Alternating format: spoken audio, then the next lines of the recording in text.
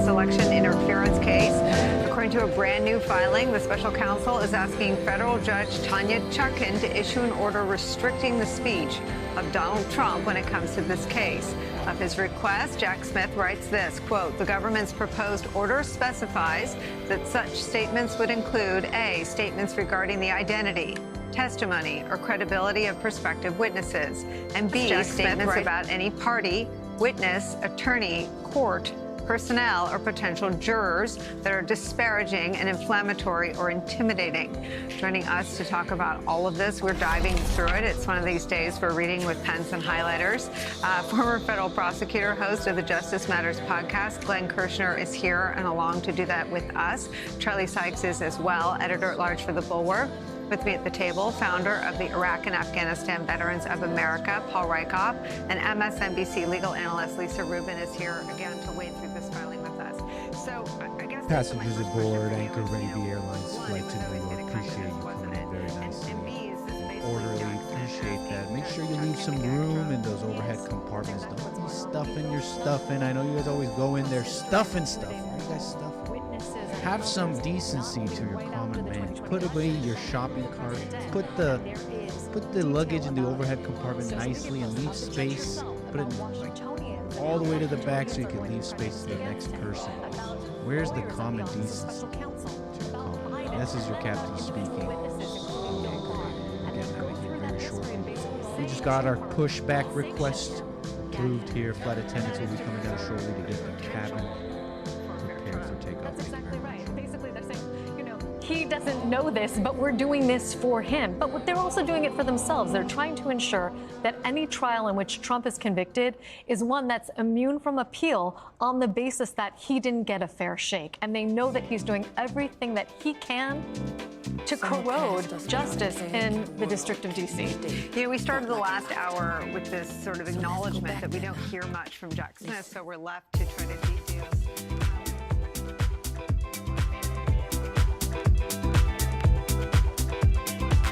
Sometimes in life we forget those moments don't last forever.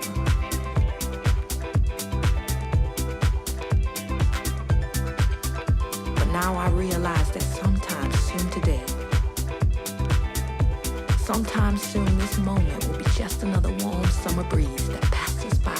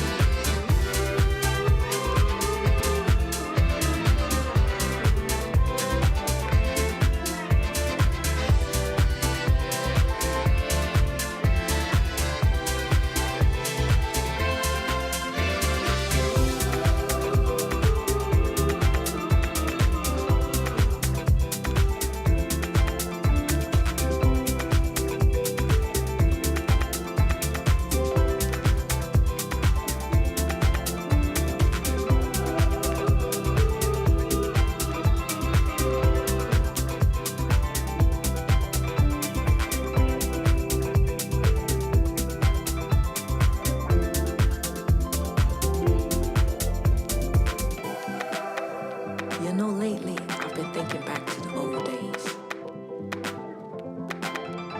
Summer passed us without a care in the world, and each day felt like a lifetime.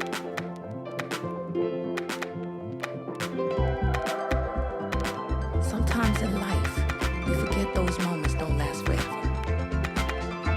Back in the old days, we took them for granted.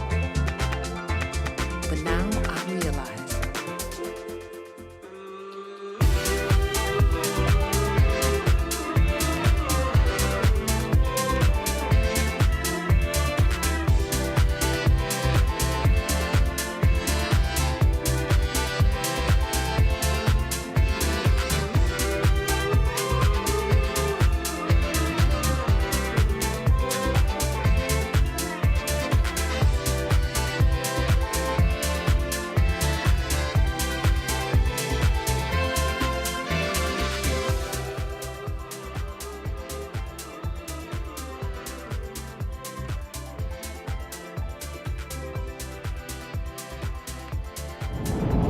Good morning, ladies and gentlemen. You're all very welcome to Roadshare Flight or a 401 to London Heathrow. Before our departure, may we have your attention while cabin crew point out the safety features on board this Airbus A320.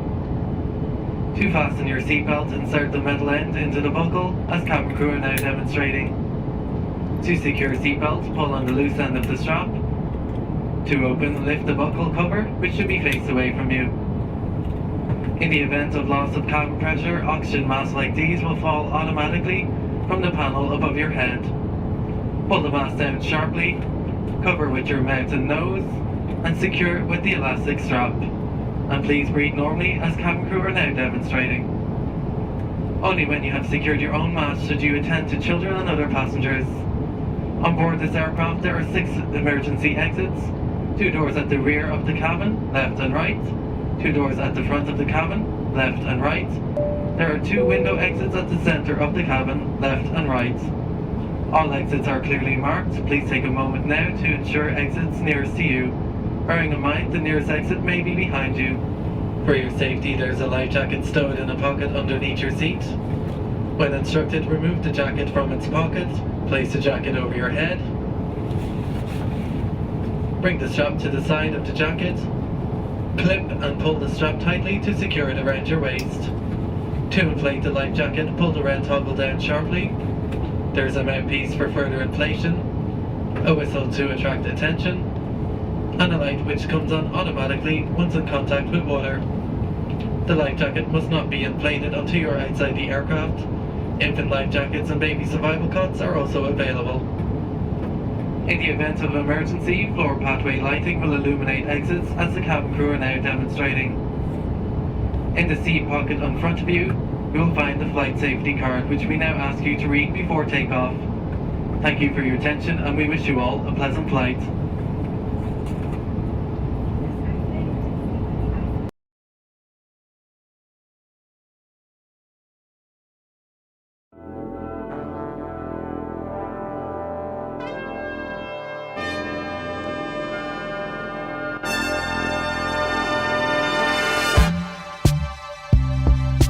Gorillas in the boss dog, planet of the apes.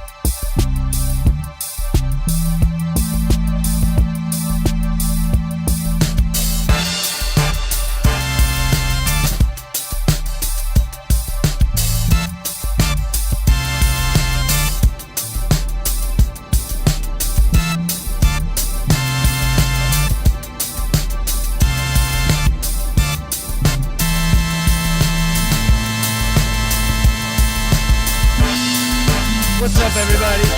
The revolution will be televised. And the pollution from the ocean, now with devotion. How's your Friday? How you doing? Push peace and keep it in motion.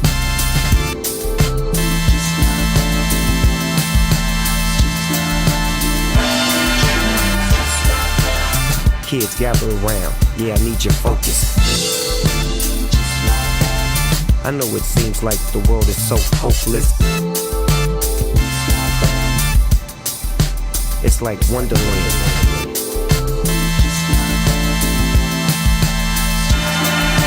Yeah, what's up, everybody? We're about to get the show started here. This is your captain speaking, the American Anchorbaby. We got a show ahead of us today. We should be a nice flight, not too much weather, on our way to LaGuardia International in New York. Flying out of Lakefront, New Orleans. Welcome to the show, everybody. Kick back and relax. We're about to get going here. Mirror, mirror on the wall, boss dog, give it to him. Get involved, turn it up, speed it up, slow it up. Underground, but he under us, undercut, shipped up, chipped out. Swimming with the sharks with my gills up. Turn the wheels up real tough. Drinking lemonade in the shade. Getting blade with a gang of pilgrims. Yes, sir. Yes, sir. Thank you so much, everybody. Thanks for being patient. A little bit of a delay there on getting out of here. Should be a nice flight, like I said. So we're going to be opening up the lines, taking calls, doing topics, everything, guys. Thank you. Welcome to the world of the plastic beach. Yeah. Welcome to the world of the plastic beach. Welcome to the world of the plastic beach. Yeah. Welcome to the world of the plastic beach.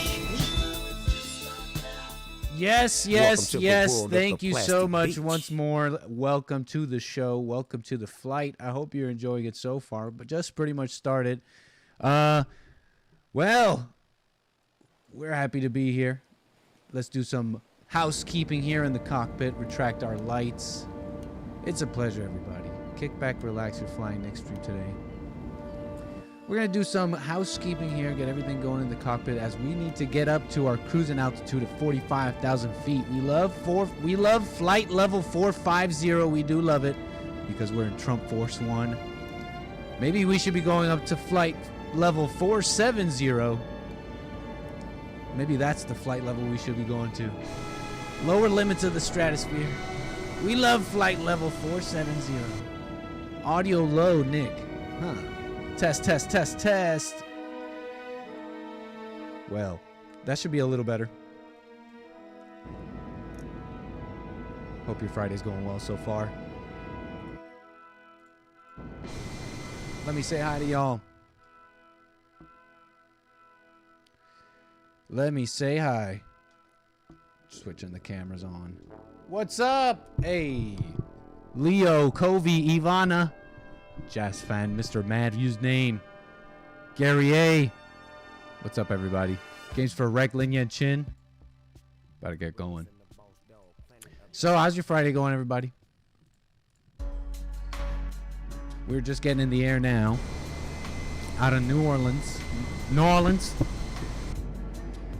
And like I said, it should be a nice flight. It should be nice and smooth. We got the flight attendants that will be coming down with service shortly, with the drinkies and the snackies. Okay. I do have to welcome. Already we have a first class super chat, I believe.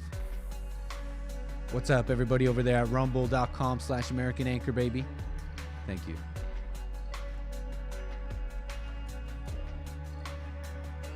Carver 531 with the first class super chat. Loud, if you read super chats, please don't let Ivana monkey up this flight again. It was her first day.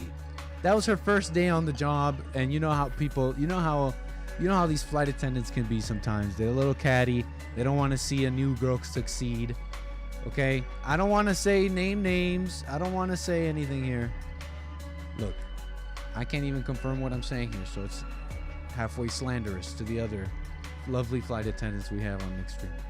But Ivana, that was her first day, so don't be too hard on her. I think she's. Are she working? Is Ivana working today? Someone get her a uniform.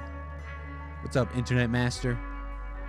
Kovi Clown first class super chat says, do the flight attendants have pot edibles? That's against the law, sir.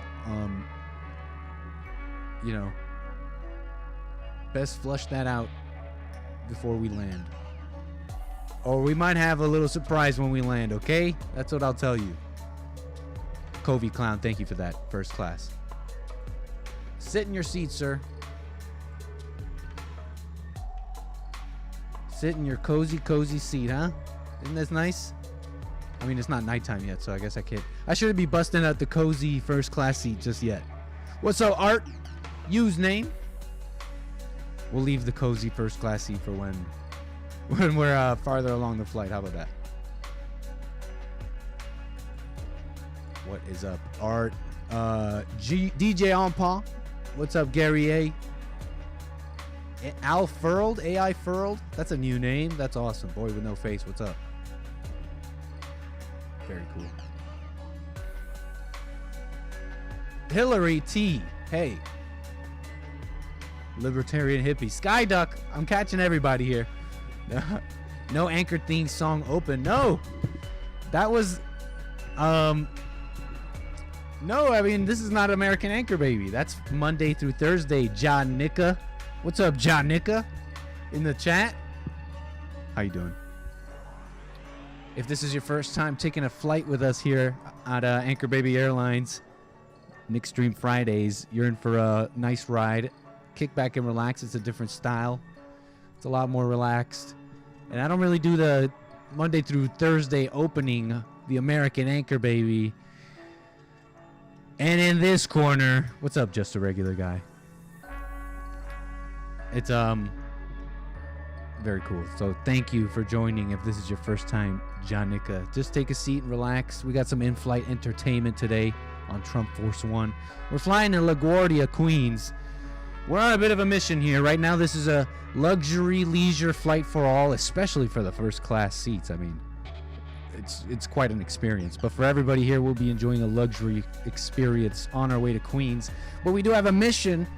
Your pilot will be switching planes because I will be taking some of these. I will be carting out the first of the DACA deportations out of New York. We'll be taking a sizable amount. I know it's just a drop in the bucket, but we'll be taking at least a sizable amount out of the country. This Anchorbaby will be taking a bunch of these DACA freeloaders, criminals. Don't stop. Don't scrutinize me. Stop it. That's not what this is for. Stop it. The spotlight's supposed to be on DACA. We'll get to the Anchorbabies and the retroactive removal of citizenships due to a misuse of the 14th Amendment. We'll get to that. But we're gonna card out the DACA people.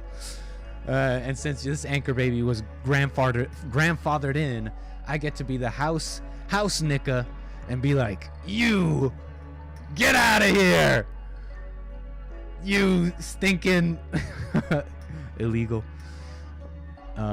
Interesting stuff going on with DACA and the migrants. They call them migrants.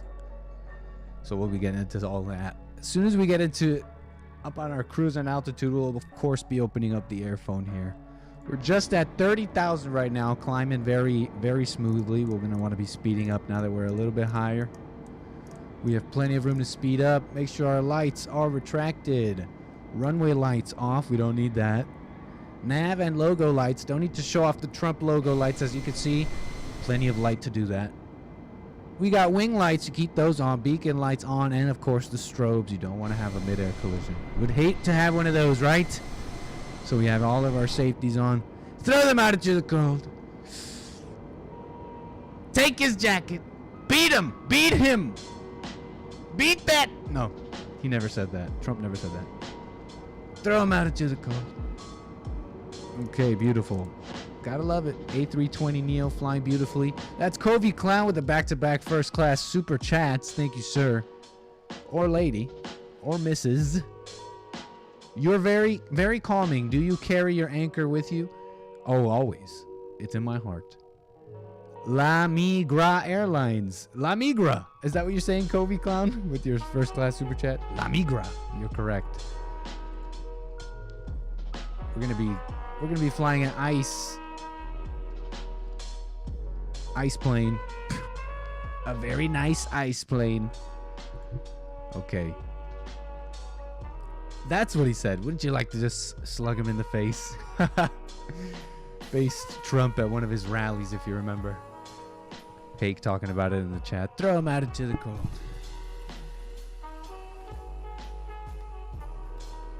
Throw him out into the cold. Take their coats. There may be a remnant. Oh, no, it's only the same people coming down the street. No, there's a remnant. Yeah, he's right there.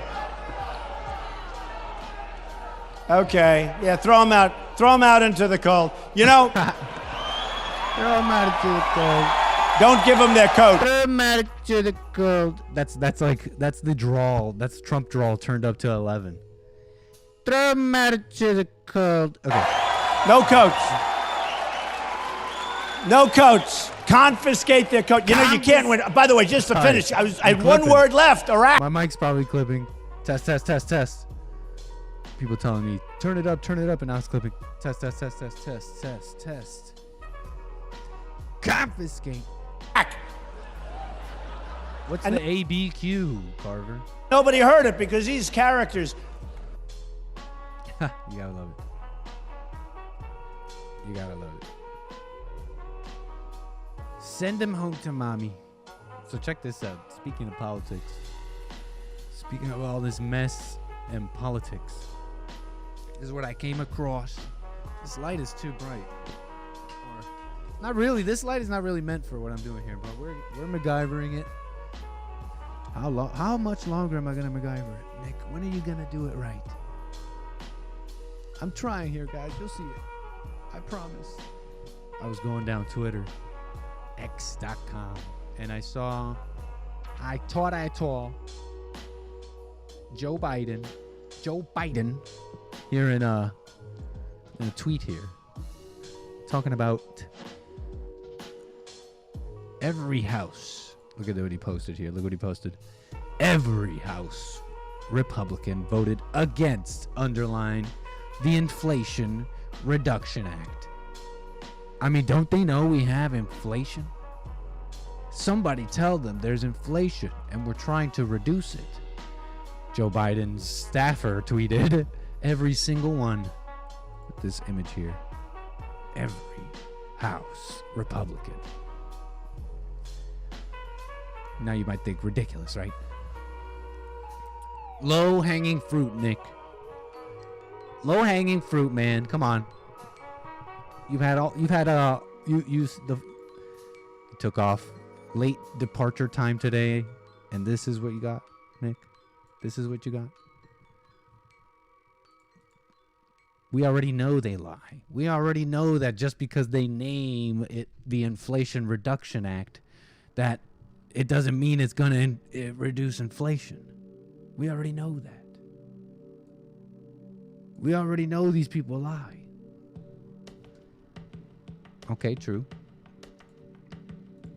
But look how hard they lie, though. Look how hard they lie, because you might think, well, that's crazy. Now, who's against inflation? These Republicans, they just want to increase inflation. They care about the rich. Da-da-da-da-da. So let me do a little Googling, okay? Let me ask my Uncle Google. Well, I want to be an informed citizen, like all voters are, right? I'd say that without a hint of sarcasm. All voters are informed and have the same desires I do, right, Uncle Google? And they would do what I'm about to do, right, Uncle Google? They would do the work and ask you, whoa, what is the Inflation Reduction Act? Well, what is that?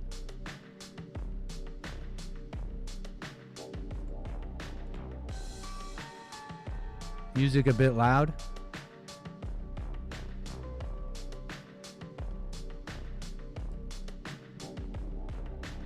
All my monitoring today is a little funny. Sounds totally fine to me. And my levels look perfect. Here, how about this?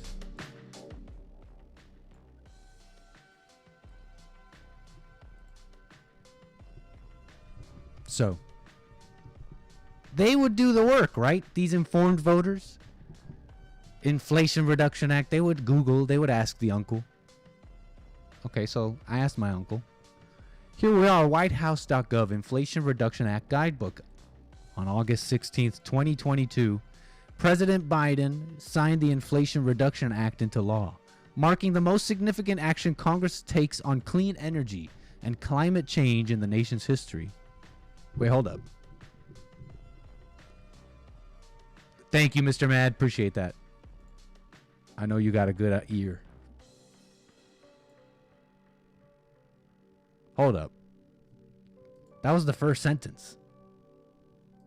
That was the first sentence. On August 16th, 2022, President Biden signed the Inflation Reduction Act into law, marking the most significant action Congress has taken on clean energy and climate change in the nation's history. That's the first sentence, y'all. They're not even trying. They're not even trying. Because the charge is, well, they just name things, the Inflation Reduction or this whatever act, but they're just lying. Well, you would think the other side would say, well, no, we're not lying. Meanwhile, they're trying to hide this giant elephant right behind them. Like a big fat person trying to hide behind a little skinny tree. Nothing. Nobody's here. Nope, you can't see me. Or like someone just covering their eyes, playing hide and seek with someone, and they just cover their eyes and say, and they think they're hiding. You can't see me because I can't see you. Is that what this is? They're not even hiding it, guys. You see what I'm saying here? And you might think, okay, we know this already.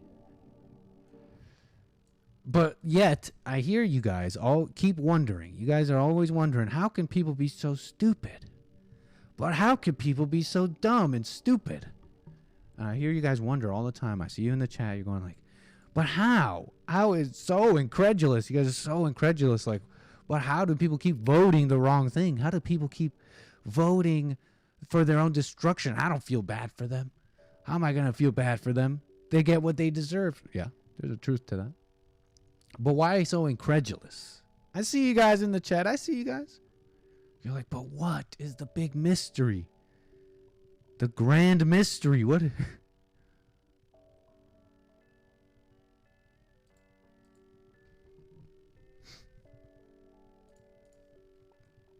What is the big mystery here? You think, well, they deserve what they get. California. I'm seeing something about California. About the $950 thing. You know California voted for that?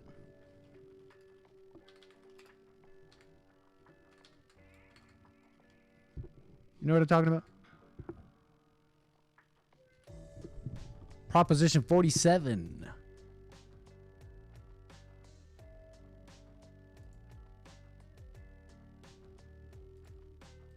In 2014, California had a Proposition 47, also known as by its ballot title, Criminal Sentences, Misdemeanor Penalties Initiative Statute, was a referendum passed by voters in the state of California. 2014. The measure was also referred to by its supporters as the Safe Neighborhoods and School Act. The crimes affected with this statute: shoplifting, where the value of property stolen does not exceed $950. Grand theft, where the value of the stolen property does not exceed $950. Receiving stolen property, forgery, fraud, writing a bad check, personal use of most illegal drugs. The list goes on. People voted for that, right? So, and I see you guys wondering, like, what is it? What's the big... But what is it? They get what they deserve, these people, but what is it?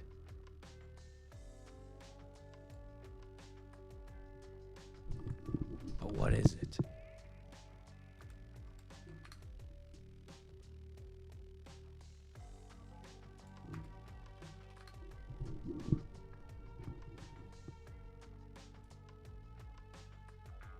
But why?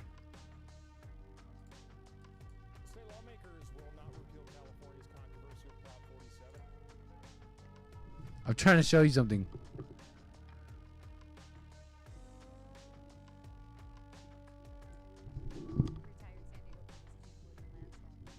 Thank you, Peg. It's always a pleasure to be here. Good to have you. Now, remind us of what Prop 47 actually changes. What Prop 47 does is it's going to bring an end to prison overcrowding. It's going to take the money saved from that and invest in treatment for people with mental illness and drug addiction. This is 8 years ago. 8 years ago. This is how they sold it to the people. Going to bring an end to prison overcrowding. It's going to take the money saved from that and invest in treatment for people with mental illness and drug addiction.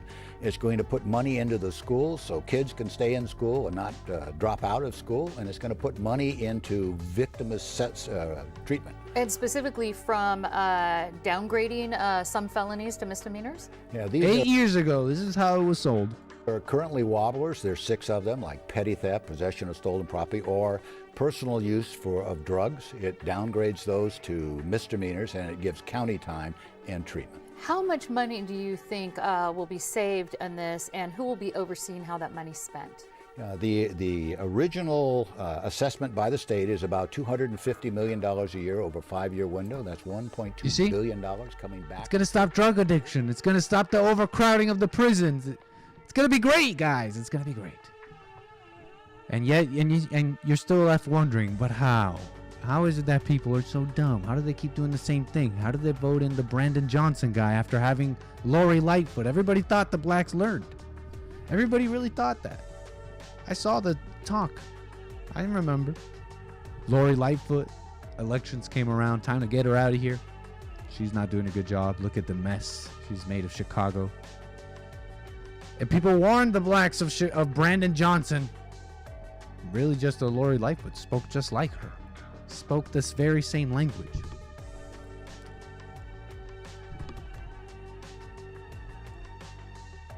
And you wonder, how? Well,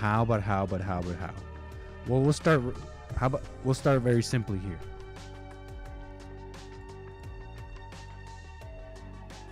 Because it's not really too much of a it shouldn't be too much of a mystery in that human nature is a certain way, okay? And what I'm trying to describe here is, first it starts with understanding that it's not about convincing people. Because you got to understand, starting with this Inflation Reduction Act thing I showed you, that whole thing right there is everything you need to understand the MO of the enemy, if you will. The title being the only thing important, cheap tricks, nothing's real, no substance, deception, shamelessness, relentless, and desperate even desperate. These are the qualities of the regime enemy, if you will. Really of the enemy within, something you're a little bit more intimate with and you might understand. Because what's going on has nothing to do with convincing an argument, okay? The people are retarded. Okay? They are degenerate animals. They must first lift themselves up in their own lives. Maslow's pyramid style or whatever. I'm trying to make you understand what I'm talking about. Basic. Maslow said something about you got to get these basic needs met before you care about higher things like society and thinking about others. Except the bottom of the pyramid isn't food and water, like Maslow said. Just like you, though, when people are about to see the real you hide, deceive. So you might not be too unfamiliar with the spirit behind this lying government.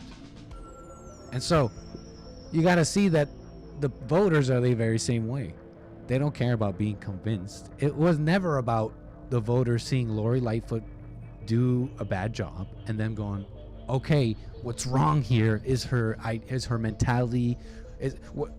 Nothing about the Lori Lightfoot situation was actually making the voters in Chicago think, at least not most, not enough apparently, think, okay, if Lori Lightfoot is a Democrat and then I'm going to turn the other way. I'm going to go not Democrat. And then maybe that's pretty shallow, but that's one thing. But even deeper, I'm not going to vote for someone that sounds like her, that has the same ideology, that has the same, and then even deeper than that has the same spirit, okay? But nothing about seeing Lori Lightfoot and what's going on there made the voters turn away from that and go the other way, right? You starting as shallow as going the other way in political party, all the way to mentality, heart, and spirit, what people are about, and being able to see that in someone and going the other way. Nothing about Lori Lightfoot made people see that. It's simply in their minds. In their minds, it's just simply that she failed. She is essentially correct in her politics, ideology, and even in her spirit. They see what Lori Lightfoot believes as love, feeling bad for the blacks, letting criminals out, being soft on crime because I don't know, they just can't help it. and being and playing up and playing into the misplaced anger against whites and playing into the racial division as a means of control and exerting political pressure and gaining and even garnering votes from the disenfranchised and angry. They just see her, they see all of that I just described, they see that as love. They essentially agree with her. She was just a bad soldier for evil. They need a good soldier for evil, someone who's gonna do the right work. It just wasn't good enough. She wasn't competent enough, but she was correct. She was loving and she was intelligent. So that's why they voted for Brandon Johnson. That's why we're seeing people fall for, oh, it's the Inflation Reduction Act. Guys, I swear, it's the Inflation Reduction Act. I'm not telling you a lie. You know? That's why they fall for it. Because it's not about the stats, the facts, and all of that, but the heart of the person. Okay? And sometimes you hear someone say, well, it's about the heart change in the heart of the person, but you're like, okay, well, can you describe that a little bit? Like, what does that mean? And some of you might already know that words don't really describe it. Words is not really the best thing to use in describing this stuff. But after pondering it for enough time, you start coming up with ways of communicating. Here's a great example, I think. Everything we're talking about here. It's about that heart change, okay? You will just completely see life differently. And no amount of pain from Lori Lightfoot woke up, at least not enough of the blacks over there in Chicago and other voters, you know. There's probably other stuff going on over there, and there's some of you who are in Chicago in my chat, and I don't live there, so you know better than I the real breakdown of what's going on, but you guys understand what I'm saying here. It's like biblical. It's like biblical when you read about stories in the Bible about peoples that were deceived, or peoples that were possessed, or whole armies that were lulled asleep by a horn, or something like that. Like fantastical things. Like that's what's going on now. Like whole armies. Isn't there a story of a whole army and there was just a few fighters, but God had favor on this particular army, and he's like, just blow this horn or something, and like it made it easy to destroy a whole bunch of people. Okay, some fantastical stuff, biblical stuff. Well, this is what's going on. This is biblical.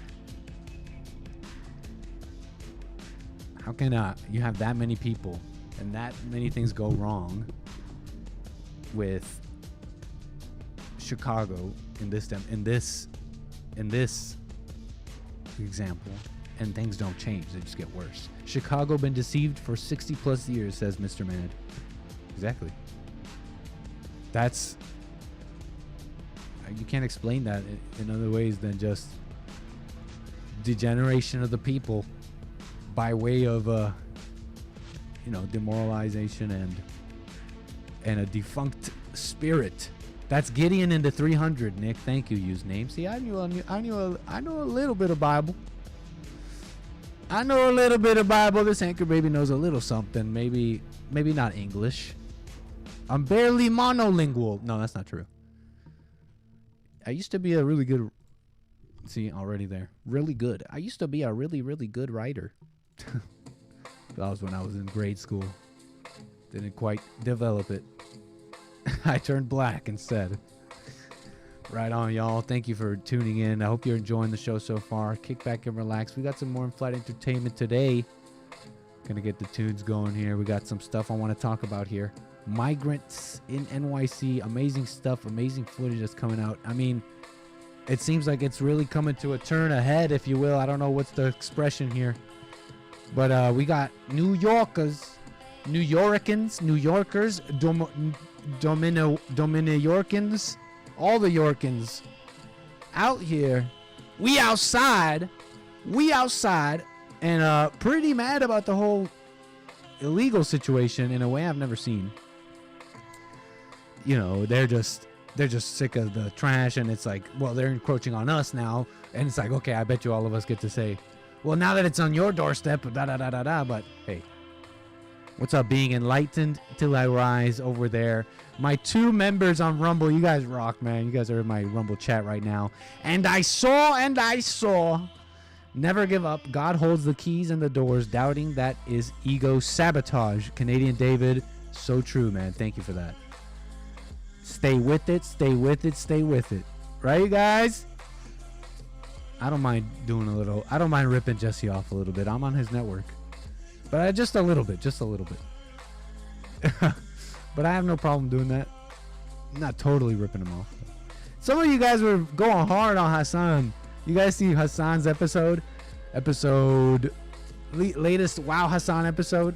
Dude, I actually really like Wow Hassan. I love all the Bond Network shows. I'm surprised at how it's coming around, because it feels like it's none of our. We're not doing it. At least I'm not. I'm not doing. It's just the shows are happening, and people are their own ways, and it's cool. I really like Wow Hassan. You guys were joshing him about Jesse thumping, but if anyone's gonna be okay, if I'm okay with it, people Jesse thumping, that one of them is Hassan. He does it in such a, I don't know. It just seems like such a earnest and sincere way. I'm down with the. I was gonna say down with the Brown. I don't know why, but I'm down with the Hassan. Wow, Hassan, come on, guys. That was a good episode. Super interesting stuff. He's bringing up some new things to the Bond Network. All right, y'all. I love the haters that call into JLP. Very funny. Thank you, Covey Clown. Appreciate that. We got some super chats going here. Internet Mansta says, do you think if Biden changed his vice presidential running mate, it would help his chances to win 2024? And who could he choose? Oh, I don't know. Jeez. I really don't know. It feels like people don't really like him. Like his own Democrats. What's up, Troy? Hassan, the new Jew. Or the old Jew. Hassan nice, but he don't need to be wearing his mama's pantsuits. I certify Hassan JLP thumping 24/7. Let the boy Jesse thump. I'm saying boy, but I think he's older than me. Stay with it. You know it, Troy. What's up, man? How you been? Hope you're relaxing. Hope your Friday's going well. That's Gideon's 300. I know you already told me that username, but that's funny. A friend of mine gave me a book recently. It's kind of like a really nice reading, a simple way of reading all the Bible stories. Is it kind of children's stories? Like, maybe. Is he maybe, what's he trying to say about me with that? I'm not going to take it personally. I am kind of a little baby with the Bible stories. I need more youth church, youth Sunday. I didn't go to those as a kid. I stayed home. I kicked and screamed until they left me home. I became so annoying to bring to church, they would just leave me home. So I didn't like hooping and hollering. And so I'd sit there just frumpy face like, can't make me worship. No way, no how. I will not worship. And the soaking, man. The soaking, dude. Shout out soaking. Shout out the soaking. You guys know what soaking is now. Soaking in the key of F. Modulate to the key of D minor. Really start getting their wallets out. You gotta love it. You gotta love it.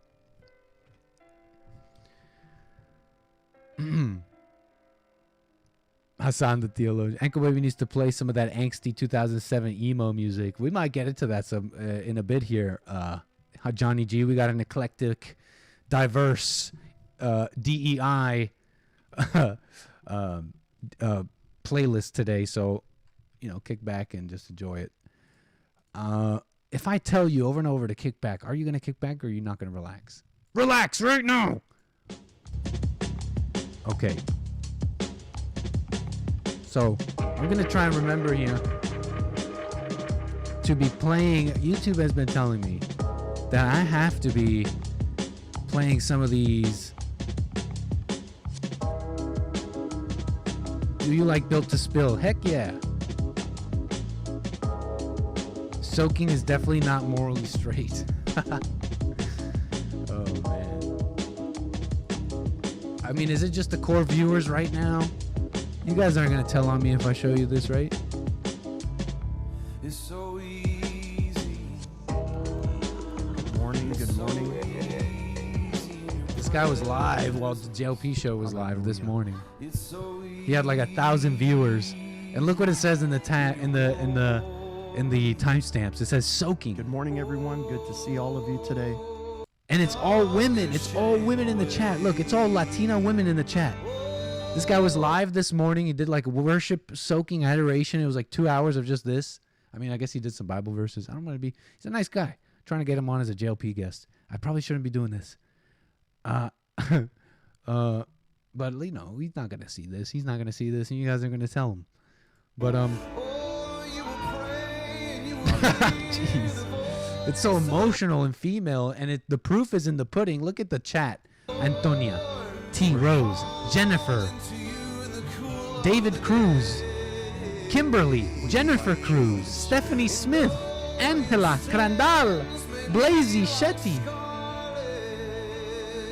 Oh, we got some jazz coming for you too, Hillary. Thank you for that. This guy gives me mama vibes. Look. This was live this morning. He had like 1,000 viewers. Yeah, he was rivaling the JLP stream. One real, one fake. What can I say? Shout out to Las Tóxicas. Shout out to Las Tóxicas. They're in this Christian chat, in fact, I bet. Was that Latin A and Cali in his chat? Don't be slandering. Look, it's all females. It's Angela. Look, Catherine Decker. Let's scroll up. Janelle, Nancy, Gina, Carol, Deborah, Isa, Pam, Nyla, Mary. Look at this, Janice. It's women. Women love this emotional stuff. And he always calls the church the bride. The bride. He loves calling it the bride. Okay, enough of this before word gets out and he gets a little bit too knowledgeable and turns tail and runs. From an interview with the kindest man, Jesse Lee Peterson, like what? It's not like he's not. It's never a gotcha with Jesse. It's just his employees. We know how to like get people on, and we know how people are. Usually liberals, they're really squirrely. They're really squirrely. We can't really pin them down for an interview. So this is the hooping and hollering that JLP was talking about. Yep. He's just trying to bring healing and hedges of protection over people, Nick. Are you being serious, Nada? Are you dead serious with that, or are you using Christianese language to make me laugh? Because that's hilarious. He's just trying to bring healing and hedges of protection over people, Nick. I'm telling you, there's an epidemic of emotional Latin churches. I think they're raising a whole bunch of little psychos, especially out here in LA. A bunch of little salvatruchas. Nada, that sounds hilarious. I mean, I'm not trying to josh on you too hard. I don't know you too well, Nada. I've seen you in my chat. But emotional stuff like that with a congregation full of females, you don't see something a little wrong with that? You don't see something a little suspect about making them all feel good? When your congregation is all females, you know you're doing something wrong. He's scamming the hoes. Artie Art too smart. Dang, I gotta say that's quite the take, and I think you're on to something. Bro, that man is emo and not the 2007 kind we like. Yeah, y'all. I don't know. He's feeding. Look, Nada got me. Nada got me. Whew. Nada got me. You got me, Nada. Okay. We're chilling, maxing, relaxing. Hope you're doing well. Let's get in the cockpit here, because we're at flight level 470. That's 47,000 feet for the 47th, soon to be 47th President of the United States. 45 returns. Trump Force One. The air phone is on. I will be opening up the line. That's 760-515-3855 if you want to get on there. Let me show you some of this stuff going on here in New York. And all that, but we'll do that here in a moment. Let's roll one of these ads real quick. I appreciate everybody here. I know you guys dropped the like and the subscribe and the follows. It helps with the algorithm. Sometimes you can't donate and super chat, and that's fine. That's totally fine. Definitely don't do that if you can't. Only if you can. But another way to help and support is you can drop a like and a subscribe. Chat away in the chat. Leave a comment. It tells YouTube that people are liking the content, or at least engaging with it, and it puts it out to other people. So thank you for that. Another way you can support is kick back and relax as we roll one of these ads. So thank you for that.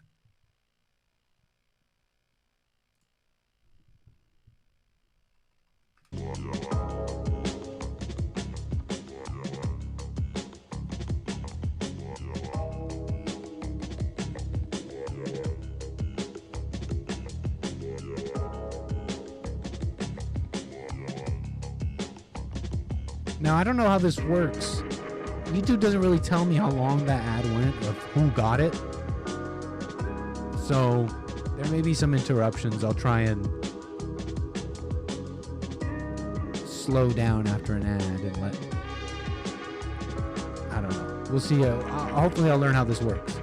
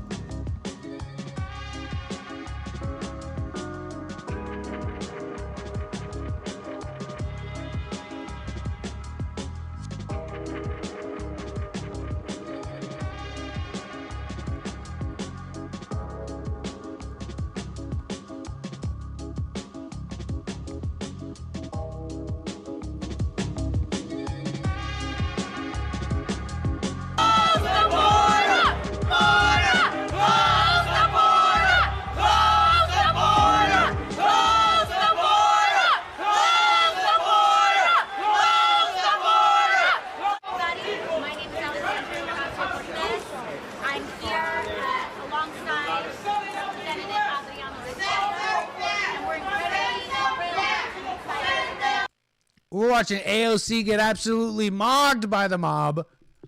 You gotta love it.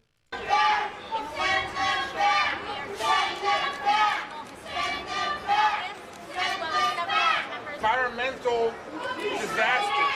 We see so many stories, heartbreaking stories, manifest itself here. Just walk freely in this country. How about that? You're blocking traffic. You're blocking traffic. No, you're blocking traffic. Excuse me, you're impeding my way. Move. Americans first, vetted and legal migrants only. Okay, that's very nice. I understand the sentiment, protester there with the sign, but can we scratch the bottom part too? I know you're saying Americans first. You guys are here protesting illegal immigration. You guys are giving it to AOC. We love it. You guys are doing a great job. You guys are doing a fantastic job. But listen, buddy with the sign that says Americans first, vetted and legal migrants only, just scratch that whole part off. Listen, it's too confusing. Listen, it's too confusing of the messaging. The problem is deeper than just the people coming over illegally. You gotta just stop it all the way. All the way. Protesting is a waste of time. Great point, Troy. But they're like, it seems like they're probably like New York liberals type people. They probably hated Trump at one point, believed the media when they were saying they're not bringing their best, that it was racist, that Mexicans are rapists and all that. They probably believed all that. Now they're changing their tune now that they got all this mess, and clearly the federal government seems to care more about these illegals than them. Now they're feeling the pain. They've changed their tune. You got to understand, we've been in this for years. We've been in now. Some of us have been to the rallies. Some of us have even been to some other crazier events that were really, in my opinion, overblown. One in January that comes to mind. And we've been through the ups and downs, and we've done a little bit of the spurging. We've done a little bit of the speaking the truth at the wrong time when we shouldn't have, and we've matured. We've dropped some of this cringy stuff. And these are new little babies. They're new little babies to some of this truth, at least. And they're out here protesting for the right thing. You gotta have a little understanding. Okay, hopefully they'll learn that these people don't care. This AOC person is not gonna care at all. You's out there yelling at her. I'll tell you right now, politicians, Democrats, blah blah blah. They're surprised that this hasn't happened earlier. I'll tell you that right now. They don't care about all the yelling and they're surprised it took us this long. Okay, they're surprised it took New Yorkers this long to be out here in the streets yelling at the politicians. What the heck are you doing? DACA struck down as illegal, but we can't get a judge to mass deport these criminals. Yeah, we'll get into that too, man. Troy. These people don't care. They're surprised you didn't do it any sooner. So you gotta open your hearts. I'm joking, but yeah, scratch that part of the sign off. It's not about legal. That's a problem. You gotta just stop the whole thing. We got things to figure out. We got anchor babies to deal with. We got DACA people to deal with. We got all the illegals, and quite frankly, a lot of the legal people. Yeah. Let's see where they're at. What'd you come here to do, huh? What'd you come here to do? And anchor babies, we'll get to you. We'll get to you soon. Okay, don't get too comfortable. Disgrace to the Hispanics. You're a disgrace to the Hispanics. You don't represent Get out! Legal versus illegal petition. I got it. Don't worry about me, bro. Hey, don't worry about me. Hey, yo! I love New York for some reason. The way of speaking. They are not true asylum petitions. They are economic migrants. Is this not a Christian? Is this not a Christian protesting against these people? They are economic migrants. What is he wearing? Is that a poncho or is that a Jewish thing like Hassan wore? Is that a poncho or like it says Pueblito? So he might be wearing but he seems kind of Jewish to me. Is he here protesting? These are economic migrants. Exactly, man. You're so right. These people aren't refugees and they need help. They're here for the milk and honey. Economic migrants. Get out of here. Do we have a based Jew? They are not true asylum petitions. Protesting. Half rabbi scarf, half poncho. Where can Hassan get one? See? Based Jews. Right on. They are economic migrants. Economic invaders. Yeah, there you go, Donnie Armour. That's correct. Look at this Nadler fat. Is he Jewish? Can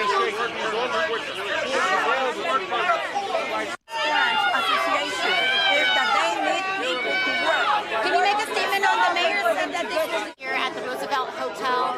We haven't seen reports of Troy. that at this specific site that we've witnessed right now, but we will continue to remain vigilant, work and receive information from grassroots communities, migrant families themselves. Blah, blah, blah, right? Right. We'll continue watching from grassroots communities, and we'll be watching on what we can do so that we may do better in the future. That's what's going on. That's what's going on right now. The rigmarole. The okey doke. You are witnessing it. Organizations and more, but right now I think that It's just got the skin of a BBL, and so you guys are all hypnotized.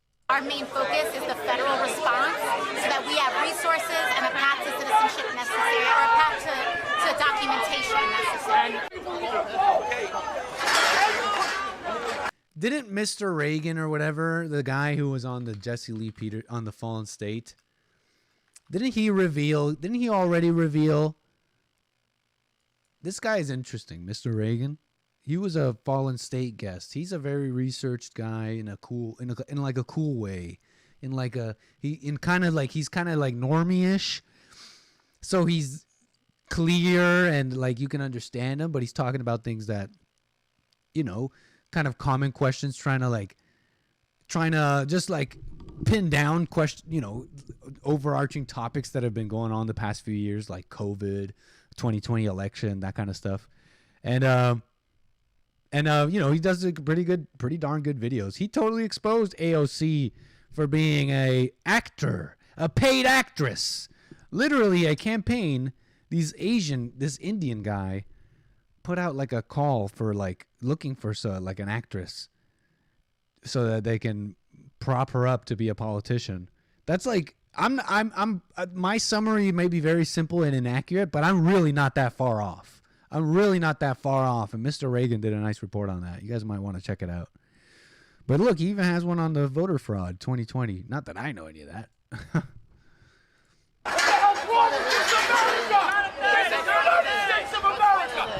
Yeah, that's what is.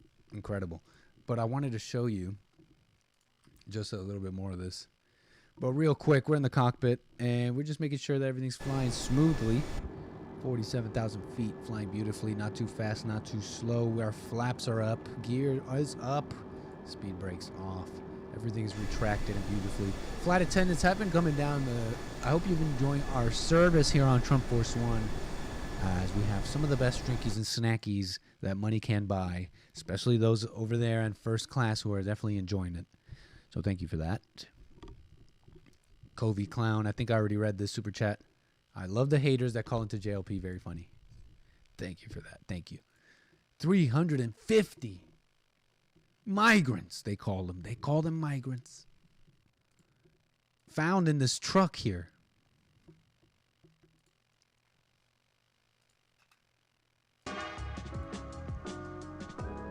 Not this. This is an ad.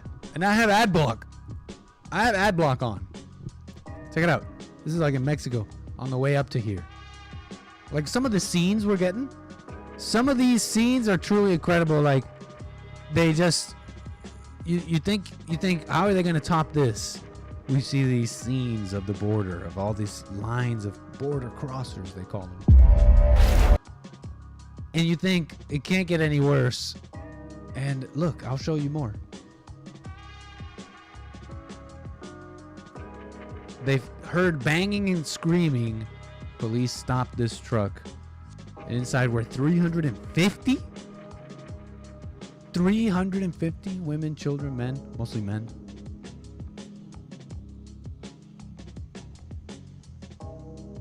Dehydrated migrants, including children, found crammed in the back of a truck in Mexico. Look at this. Making their way up the southern border. You know, there's like international organizations with dark liberal money that fund this stuff. You know that, right?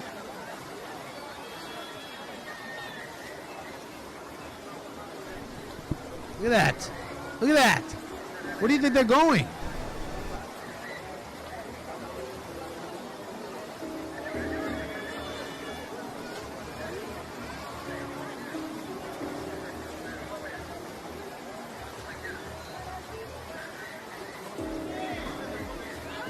And this is worldwide, man. This is worldwide. Italy. Lampedusa was an idyllic Italian island with approximately 6,000 residents. Until this week, 7,000 fighting-aged, male, African, illegal immigrants in over 100 boats stormed the island in a single day. Italy. 7,000 people already displacing the 6,000 residents in this Italian island. What do you think that means? That way of life is over. Over. It's gone. And these Africans, they make more babies than the Italians. So in a couple of years, life in Lampedusa will be completely different. Why? Because you have different people.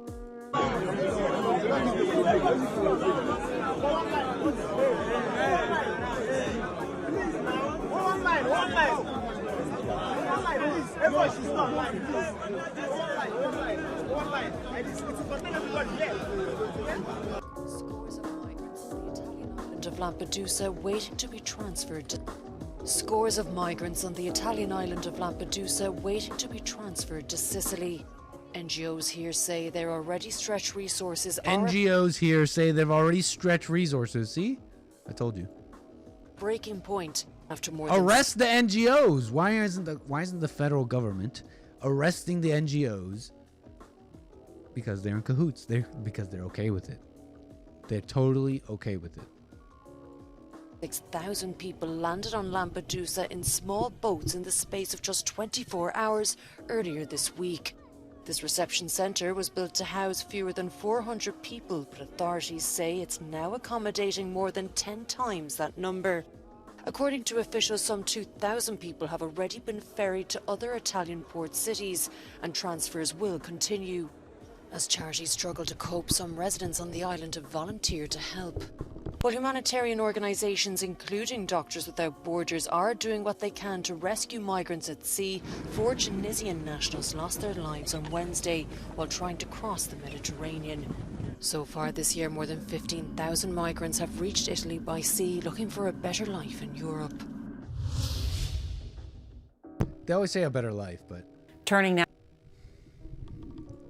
I mean, I'm repeating myself here, but a better life is like, when they say a better life, it's a better life at the expense of those here, at the expense of those of the people that they're in the countries they're arriving to. And there's just not enough. Okay, it's just out of control. We got to figure it out here. Got to close it all up. Pretty significant moves happening here, though, in the legal world regarding DACA. U.S. judge rules against Biden DACA regulation for dreamer migrants. A U.S. judge on Wednesday ruled against a program offering deportation relief and work permits to immigrants brought to the country illegally as children, known as dreamers, despite an attempt by President Joe Biden's administration to bolster the program's standing with a new regulation. The decision by Texas-based U.S. District Court Judge Andrew Hannan deals a fresh setback to the program called Deferred Action for Childhood Arrivals and its 579,000 enrollees and other immigrants who might have hoped to be pre-approved. Hannan, a Republican-appointed judge, found that a regulation issued last year by Biden's administration did not remedy legal deficiencies that led him to find DACA unlawful in 2021 and block any expansion of the program, which has been in place for more than a decade. The U.S. Department of Homeland Security can continue to renew the status of those enrolled in DACA prior to the 2021 ruling. Many DACA recipients speak English, have jobs, homes, and families in the United States. I know. What a mess.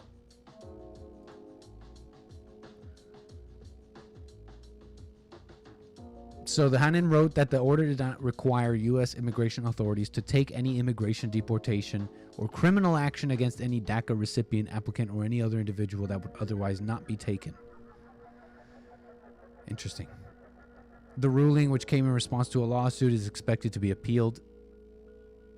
As we long have maintained, we disagree with the district court's conclusion that DACA is unlawful and will continue to defend this critical policy from legal challenges, Karine Jean-Pierre said, White House spokesperson for Biden administration. So they're very clear in their position here.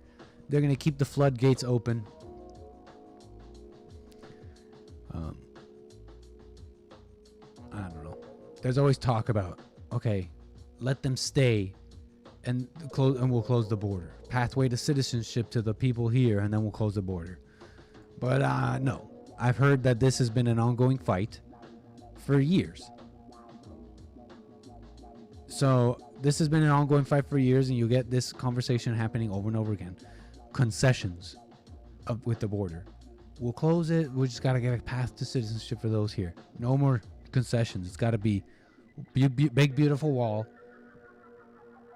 Just, round them up and then decide what to do with it. If it's deportation, so be it. If it's retroactive removal of my citizenship, so be it. And then we'll let the Americans decide if I get to stay. Now, we're talking about DACA. We're not talking about anchor babies with the 14th Amendment, but we're marching our way towards that, y'all. The slow march to the retroactive removal of my citizenship. And then we'll let you guys decide. Because you guys never got the chance to decide. The Americans, right? You guys never got a real chance to decide if we should stay. So,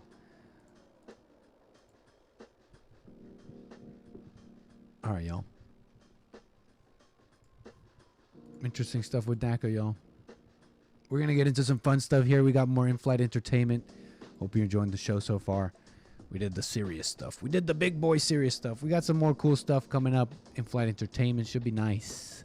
So you're going to want to tune in. Stay tuned. Got some nice stuff coming up. So please kick back, relax, enjoy the show.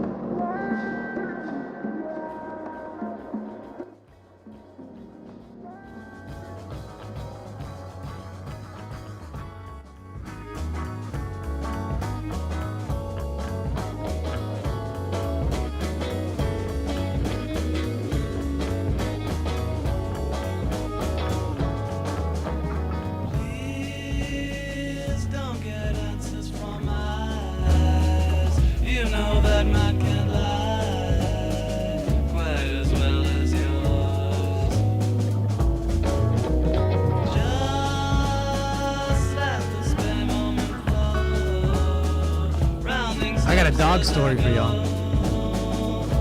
Doggies. We love puppies. We love dogs.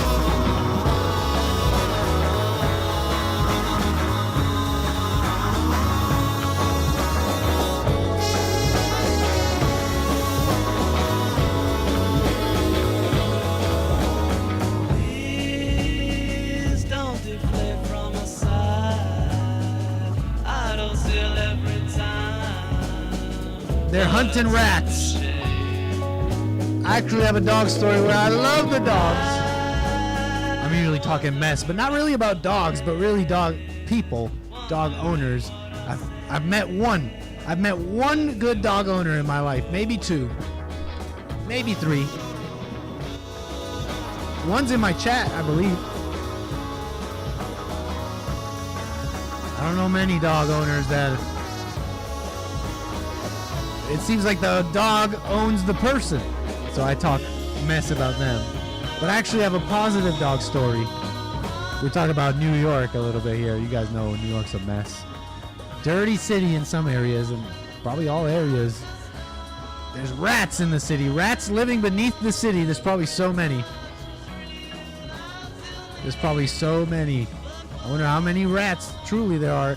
They've gotten out of control in recent years.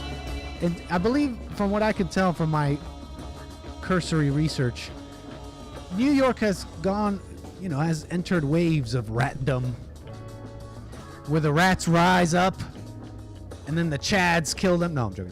The rats rise up, and then, I don't know, New York gets a handle on them, and it comes back. And they've been dealing with waves of rats. They're in a particularly nasty one.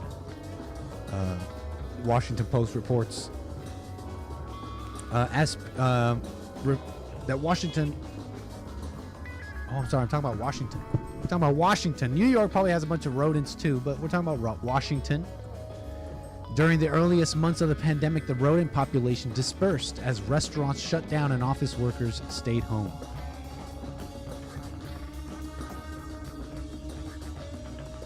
And but as people and their trash came back into the public scene, so did the rats with a vengeance. As of July, there have been nearly 11,000 service requests calls to the city this year regarding rat infestations, according to the D.C. Department of Health. Okay, Washington, D.C. That makes sense. We got rats in D.C. We sure do have rats in D.C. Isn't that correct? We definitely have rats in DC, right?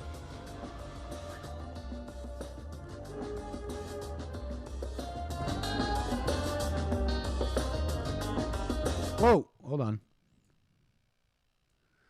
We definitely have rats in DC.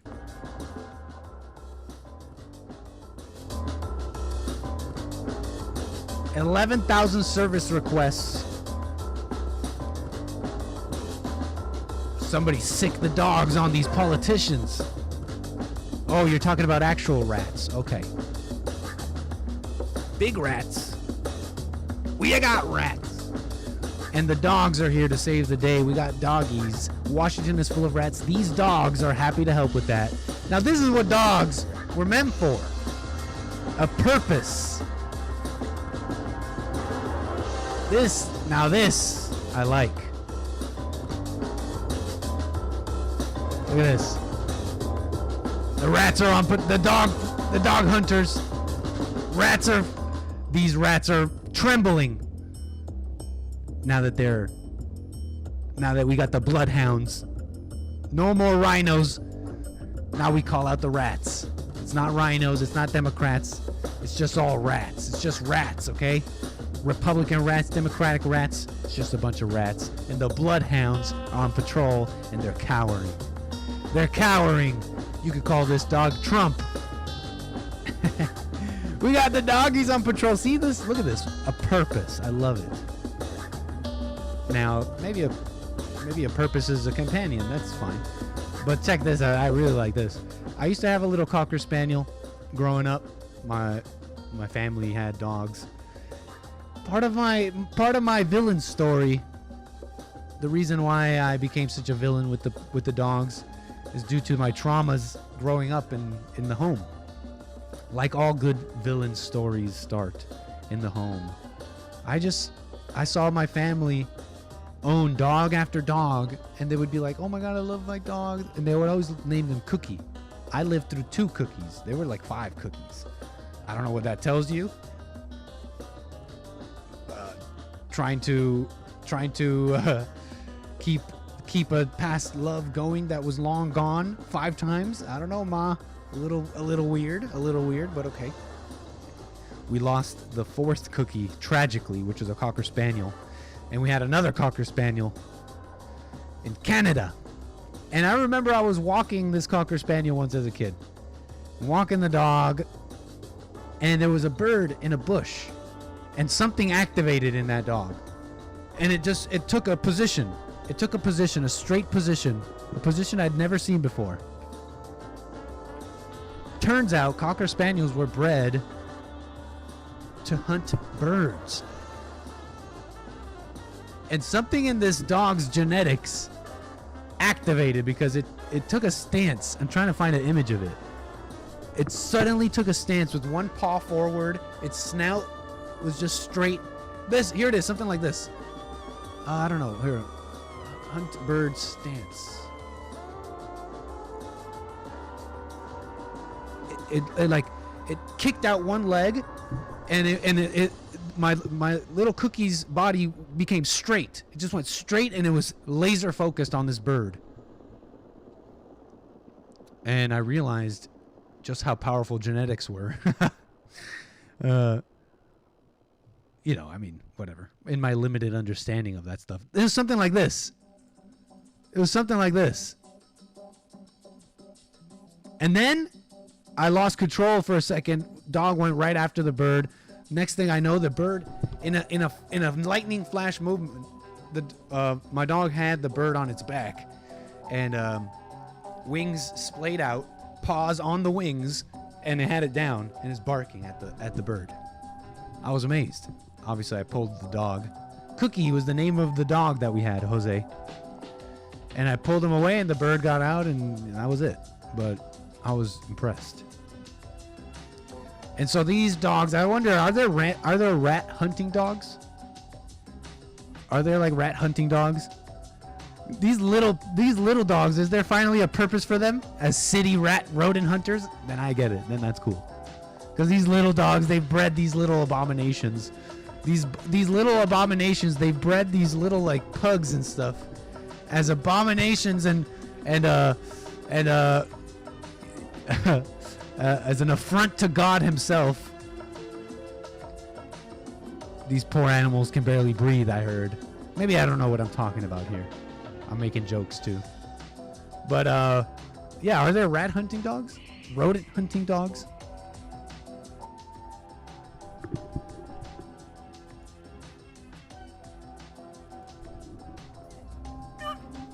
Marcus, watch. It's right there. There it is. Yeah, baby.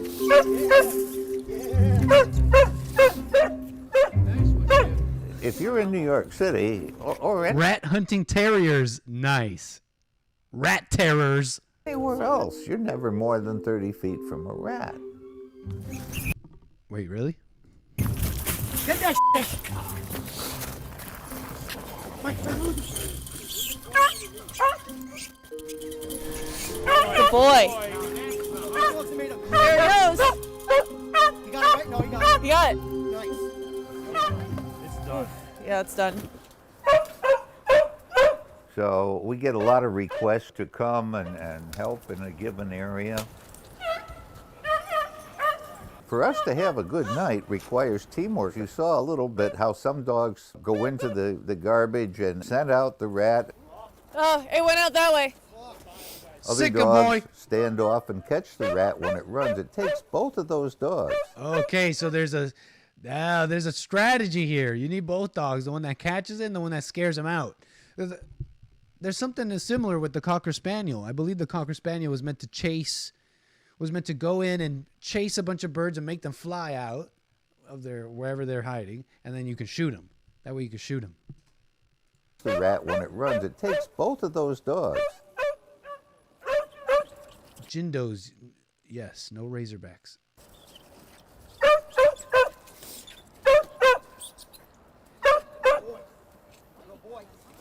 Yeah, this is Washington. This is D.C., Karen, actually. I was wrong about that. It's not New York. This is Washington. The catch dogs get all the credit. They get the catch glory. Oh, look. But good boy with the bloody snout. Bloodhound. The catch dogs get all the credit. They get the glory. A flusher, like the cocker. Yeah. Troy's dog training in the chat says you need a flusher, like the cocker, and the one who pursues. So cool.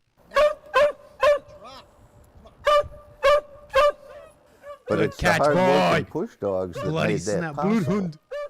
You want the dead one? Yeah.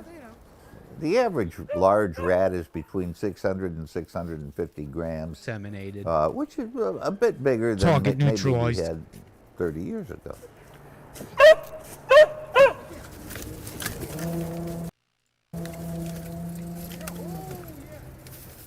Everybody thinks there's some noble purpose to what we do, that we're out saving the city one rat at a time or whatever.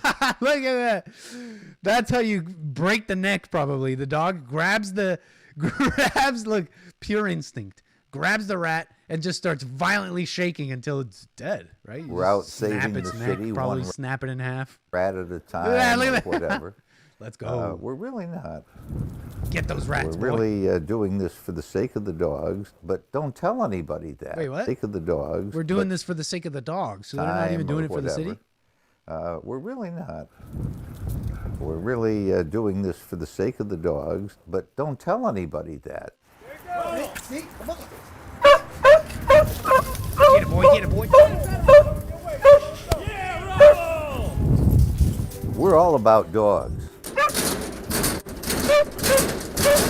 And everybody that hunts with us, to a person, has some connection to dogs other than rat hunting.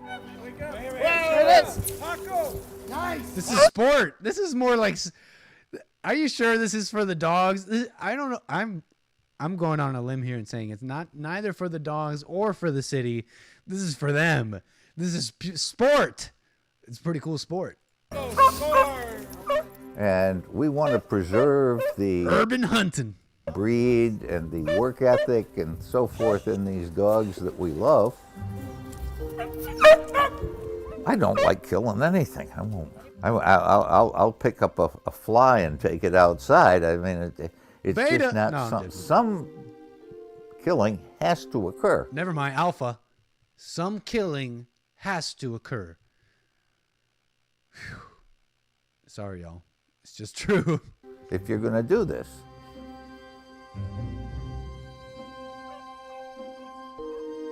The thrill, the amusement, isn't in killing stuff.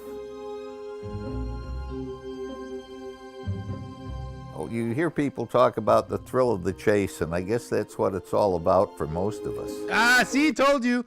The thrill of the chase. This is sport. That's what it is for both of us. Nice, right on. Troy says you should watch Snake. You should watch Dog. What did you say?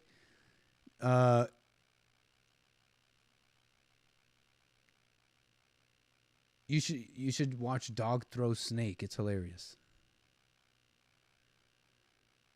All right, I think this is it. There's a big. Is this the video? There's a big motherfucking. A dog helps his owner who is afraid of a snake. There's a big motherfucking snake there. That son of a bitch is big. It's a cool morning, and he's fucked. You better come get it. This boy, I can't walk past this snake. I can't walk. Whoa. Yeah, get it, boy. That's awesome. A little Doberman. I can't walk past this snake. I can't walk. Whoa. Get him, boy. Look at that snake. Look at that snake go. That's a good video. Thank you. Nice video. All right, we're in the cockpit. Where are we? We should be paying some attention to the flight here. How far along are we on the flight plan here? We are at waypoint M&M. Where is waypoint M&M in the flight here? Let's check, huh? M&M, okay, so there's M&M on our flight plan. How far is that from the end?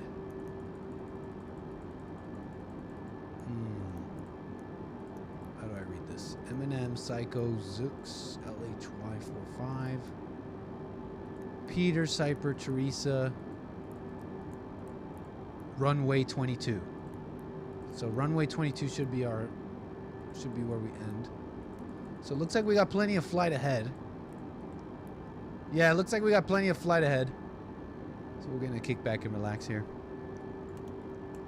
Oh yeah. Oh yeah. We got plenty of flight. Okay. Very nice. It's a beautiful pink skies at night. Sailor's delight. What's up, Mighty Ubaldo? How you been? Nice.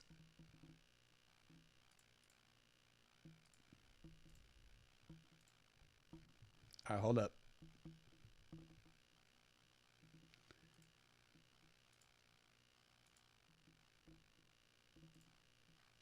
What the?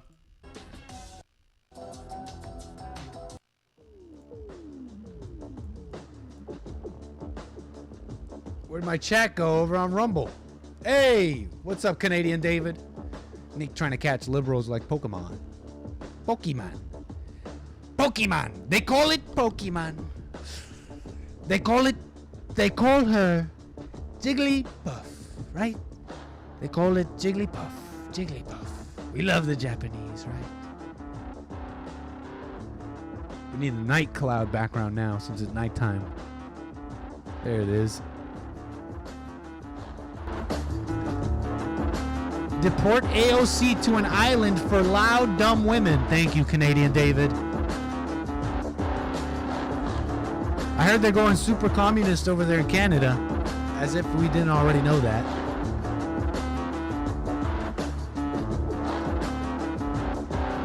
He's threatening the grocery stores, right?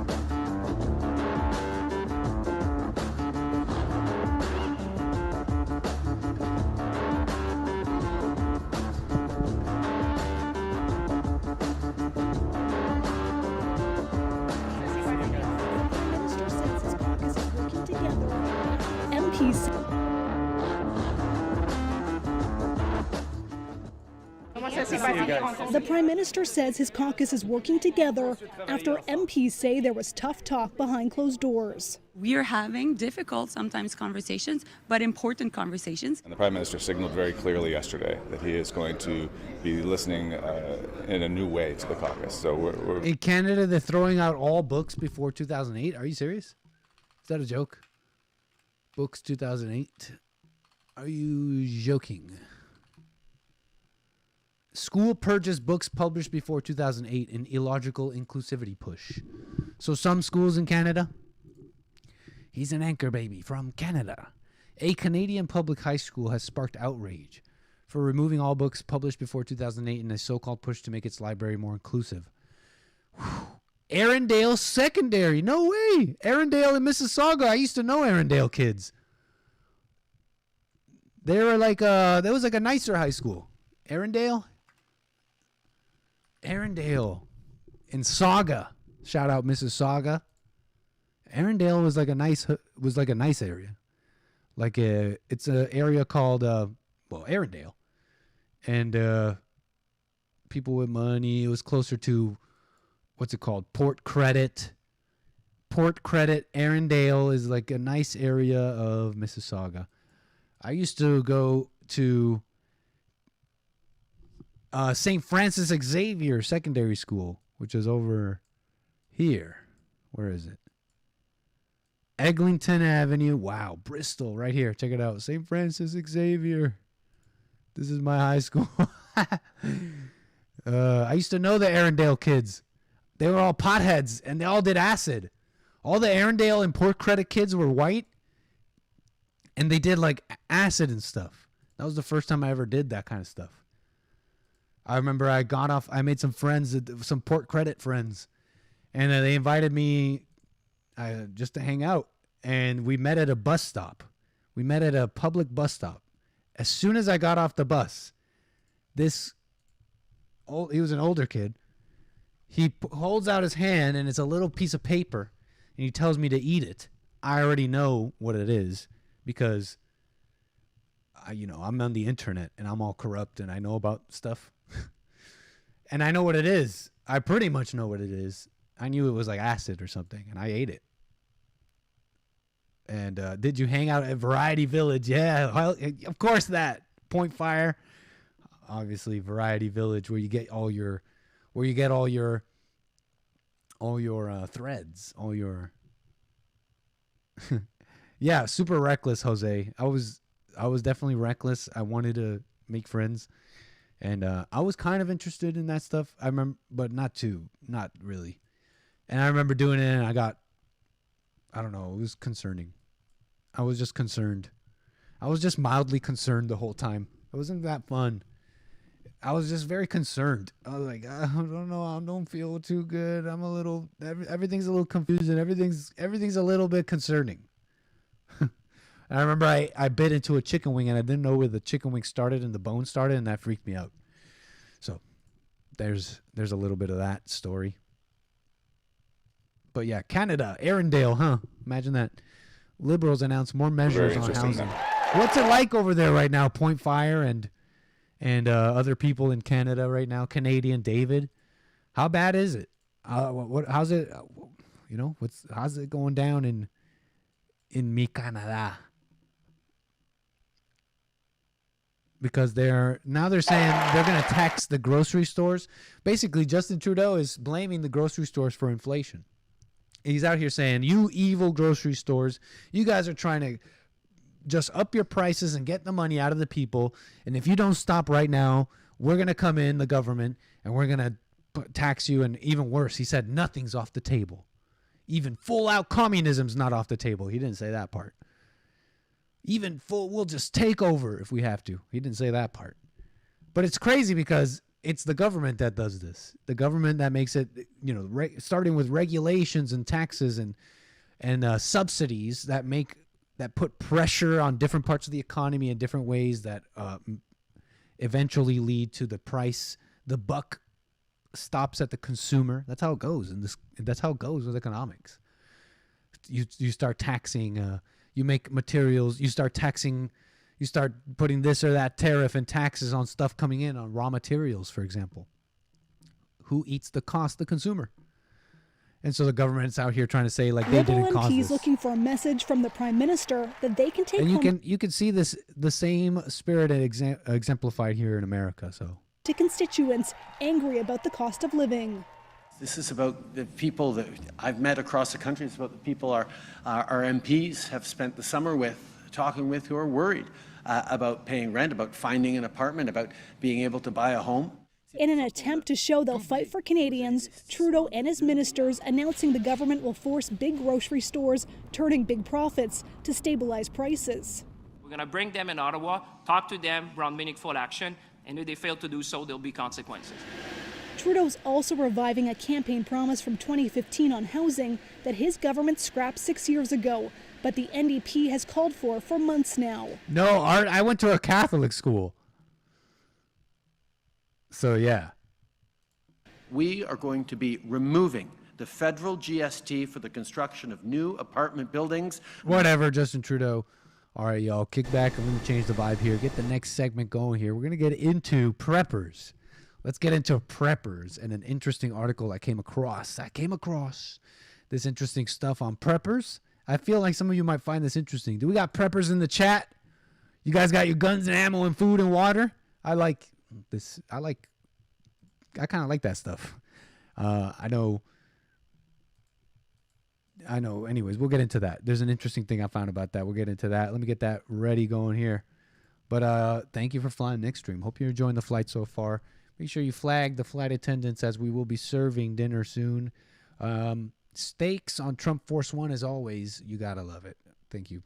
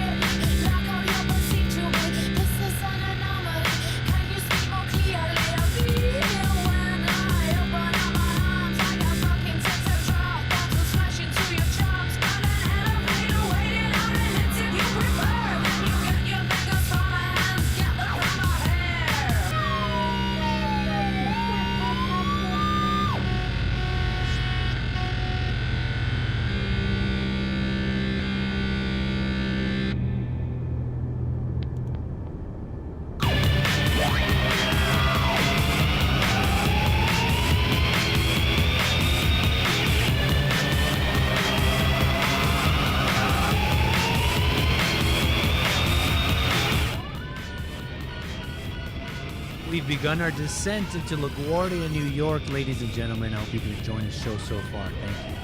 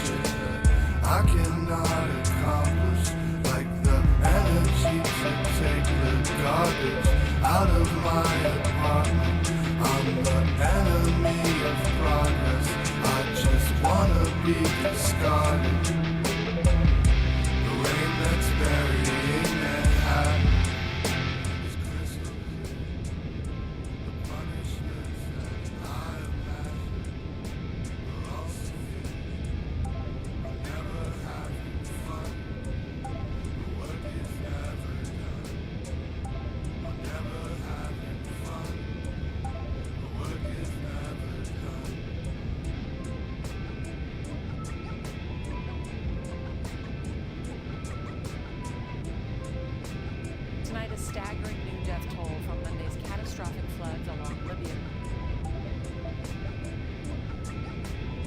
Libya say thousands are dead there after a massive storm flooded coastal communities.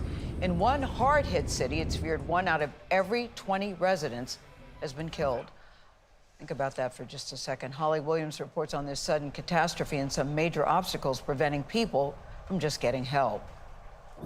The city of Derna was home to about 100,000 people. Now over 5,000 of them are dead, according to one Libyan official. The authorities say across the country, twice that number are still missing. Storm Daniel, which killed 15 people in Greece last week, swept across the Mediterranean Sea, causing 2 dams to burst just outside Derna. This was the city last month. And this is the aftermath.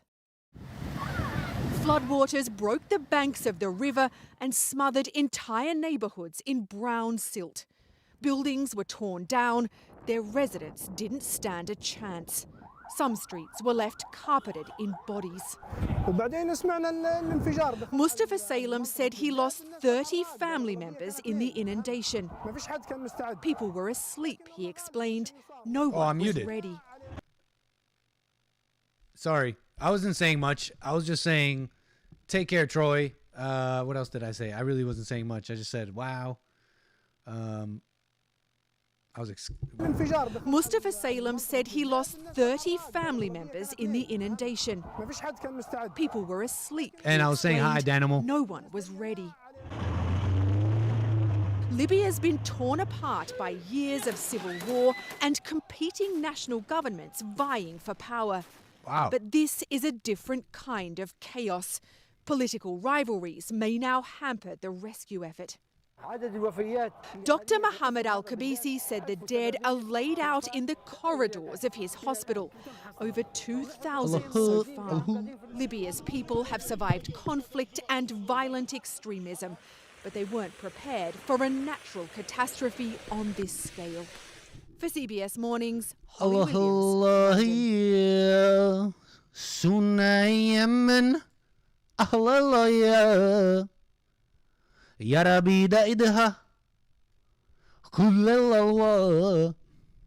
Sorry, I'm feeling particularly Semitic. So yeah, civil war. Look at everything that they're not only dealing with a flood, but they have civil war, breakdown of the government, blah blah blah. Some of you wonder about that kind of stuff happening here. Some of you wonder that What would we do? What would you do? No, I'm not, Lord Baby. What would you do if you were faced with a catastrophe in America? Some of you have even prepped for such things. You know what I mean? That one caller in Jesse's ear. But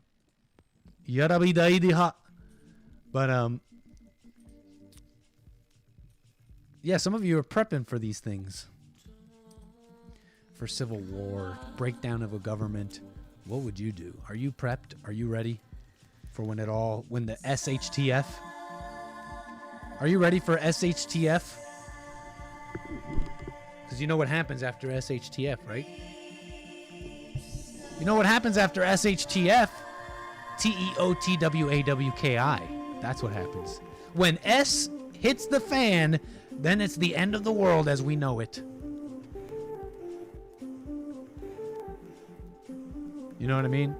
Some of you say you should have food, you should have this or that to be prepared for the coming end of America. Preparing for an apocalypse, a zombie apocalypse even, if you're one of those, if you're LARPing or something. But some might say preparing for a zombie apocalypse, if you're ready for that, you're ready for anything, right? Because it's all sci-fi and fantasy, but what? What does it entail? It entails preparing for a breakdown of all systems, of all emergency services, a way to defend yourself when looting and when you're faced with an enemy. Some people believe in prepping. I think that's fine. If you can do it, do it. If it's possible, right? If it's available to you, if it's not, if it's something that you've worked your way towards over time to be self-sustaining.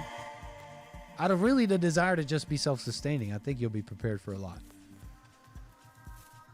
But there was this article I came across that was interesting. The problem with prepping. And it was written by someone named Kulak. And this person's mother is a prepper. A deep prepper, ready for the end of the world. And this person's article on prepping was pretty interesting. What happens when the zombies don't come? My mother is a prepper. She adores prepping. She cans her own preservatives, stocks her pantry extraordinarily well, follows various sites, keeps at least one winter's firewood on hand, like a full winter of the fire, going nonstop. 8 to 10 cords. How many of you have 8 to 10 cords of firewood ready to go for the winter, huh? Not looking good, some of you. She's got a little garden in the backyard. She generally keeps just about every survival or outdoors piece of kit you could want. She reads extensively, specifically on the matter of prepping. Her house is stocked with books on 19th century homecraft, survival in the woods, survival manuals, books on guns, books on bows, books on edible plants, books on plucky teenagers, surviving plane crashes. Ooh. What's the name of that book? Just out of curiosity. Nah, we don't need that today. And of course, all that. Doomsday prepper books. This person writes, I have no idea how likely a solar flare is, but my mother has proudly told me on multiple occasions to rest assured. Whatever redundant analog obscurity she's recently bought will work during one. Countless reality shows, books, films, blogs, etc. The problem is it's mostly BS. Do they sell firewood at the gas stations in LA? No, they don't. But I've been to places where they do. I feel like I went up to Big Bear. Somewhere here in California, and they sold firewood in like, I want to say a gas station, but something like that. I feel like I saw that. I would not last more than 3 months with my current setup. Yeah, man, me neither.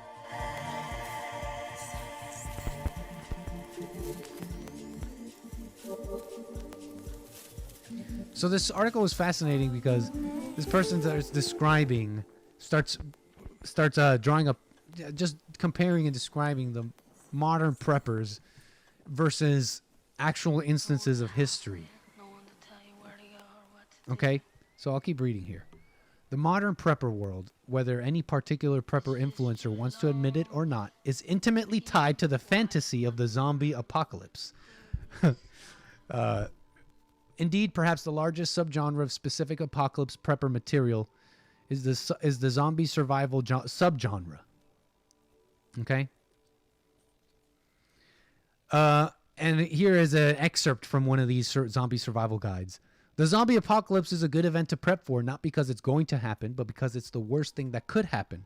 You're imagining the loss of power, water, safety, governance, emergency services forever, everywhere.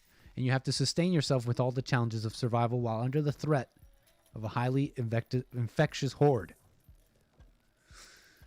So when you put it like that, right, it's like, okay, so prepping for zombie apocalypse, in general, prepping is just like you'll be ready for anything, right? And so this person then gives a little interesting history about the zombie apocalypse genre and the fiction itself. Some of you might know George A. Romero, Night of the Living Dead. Okay, some of you might know this. Some of you horror flick enthusiasts.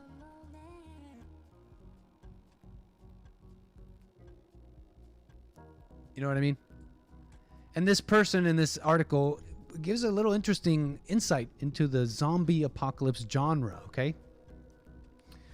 And writes here, zombie apocalypse fiction dates back to 1968 and George A. Romero's Night of the Living Dead, centering around a night when the dead return to life.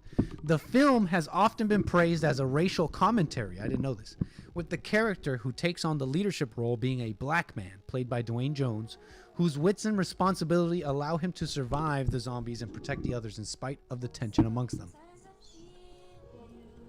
The ending of the film is iconic. Jones is the last survivor, everyone else having been picked off by some combination of stupidity, trauma, and bad luck.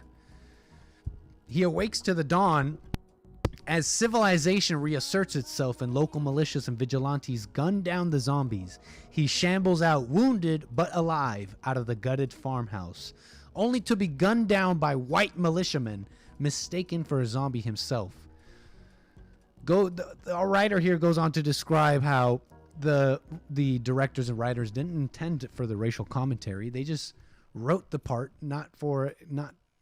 they wrote the part, they didn't intend it for a white or a black man, but when they cast Dwayne Jones, he was perfect. They then later on became aware of the racial kind of tones, but they kept it and didn't change any of the lines. And so that was just a little side note here. This was a film made seemingly set in 1968 America. Race riots, racial strife were the issue of the day. What do the living dead represent?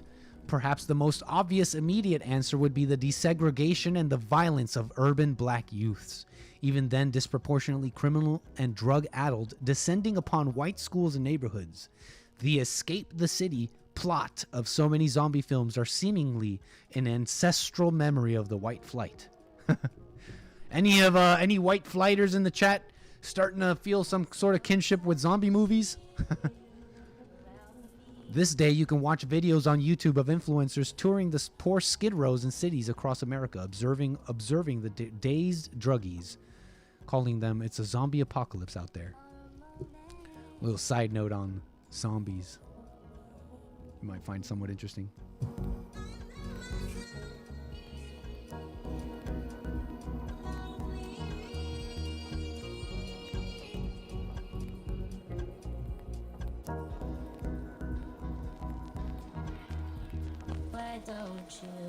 But this is what part that's interesting to me, was how the writer starts drawing these parallels, these interesting parallels with modern prepper culture and the peoples of yesterday, the peoples from the before 4 times.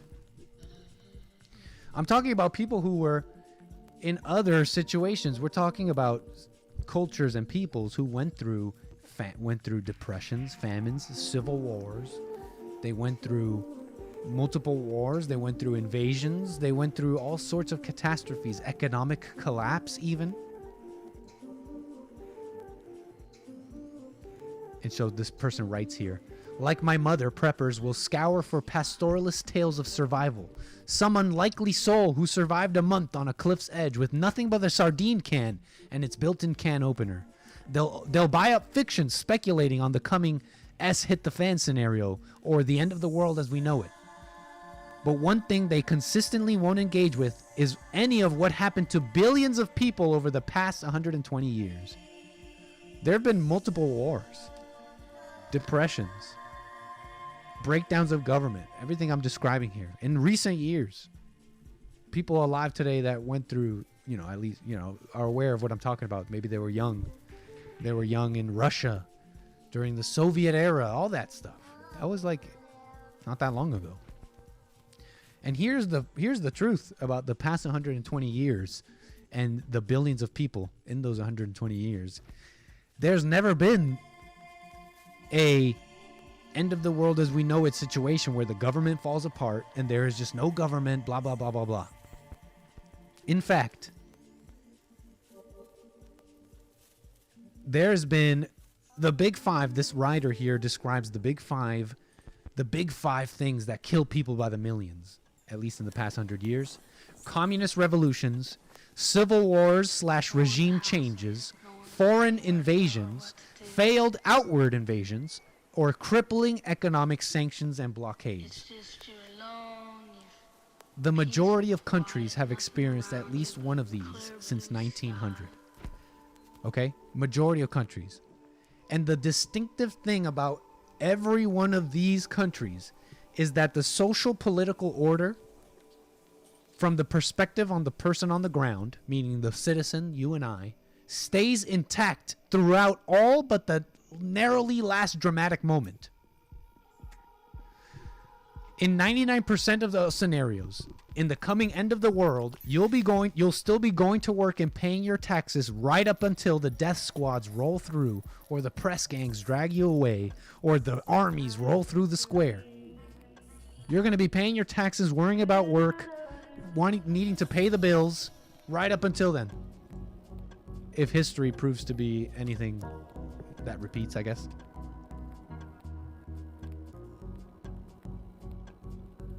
And you better believe those other countries want America to go through that. Interesting point, Kevin Howe.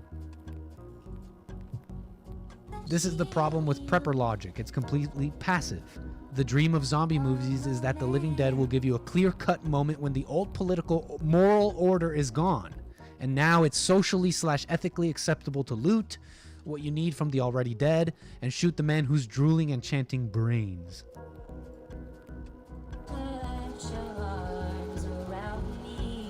What are you guys thinking about this story? You find it interesting?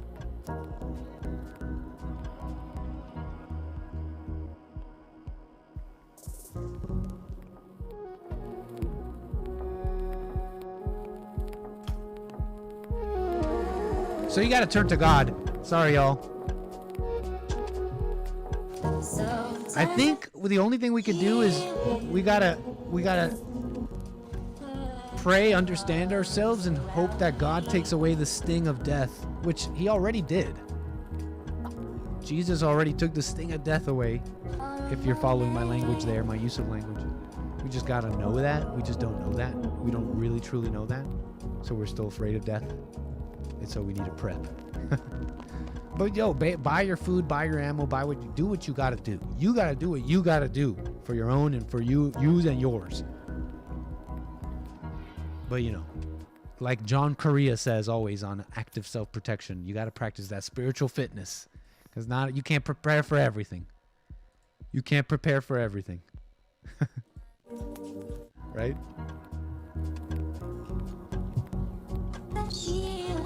You guys find this interesting?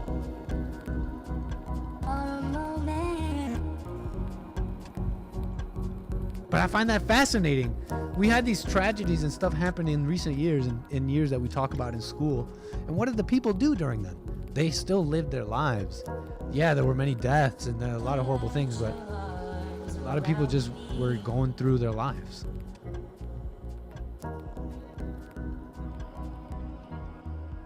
There's not going to be any looting.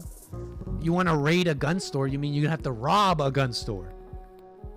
If the government didn't already empty out gun stores, or if the gun owners themselves didn't see the writing on the wall and take the ammo and guns and run. You guys ever seen the movie City of God? You guys ever seen the movie City of God? Of the Brazilian favelas? Pretty brutal stuff.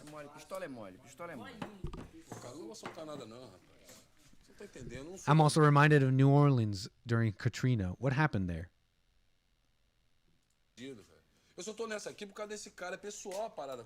The gangs took over.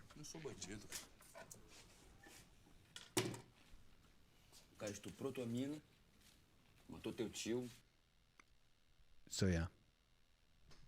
Oh, darn. So yeah.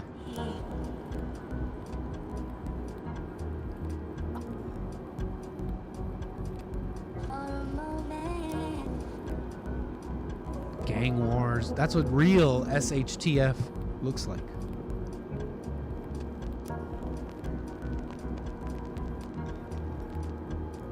So here's some real prepper advice from this person here. The world is so much worse than preppers imagine, writes this writer, Kulak, on Substack, Kulak. Russia in the 20th century endured basically the worst things you could possibly imagine doing to a nation. A catastrophic military defeat against the Japanese, a failed partial revolution in 1905, and a rolling civil strife, world war. They lost so bad their government collapsed into revolution. Okay? Take that in. World war. Another revolution in October, a summer of failed revolutionary attempts, a failed peace treaty with Germany. Final treaty amounted to catastrophically losing half the empire. Purges, 4 years of terror and civil war. Purges, Stalin, purges. Millions already dead, then millions more in the Holodomor. How do you say that? The Holodomor? Purges, an invasion of Poland. Invasion of the Nazis. The freaking Eastern Front. And during all of this, they were trying to implement an impossible economic system, communism, where being productive is punished, okay? Exercising initiative, improving your life, owning property, all became illegal. So all that was happening, and they were trying to implement this crazy economic system. And then they went to space. They were the first ones to reach space with Sputnik 1. That was less than a decade after all that. So that kept going. The real social order never really fell apart in a sense, and people still had to live their lives. So kind of interesting, don't you think? What are you prepping for?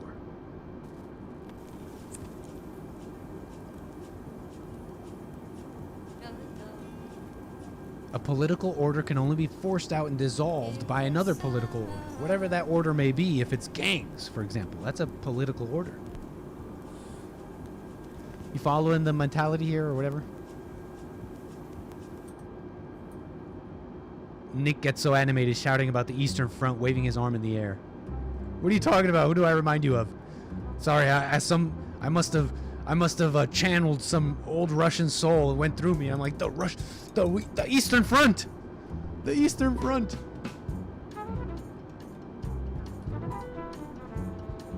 What do you guys think about all this?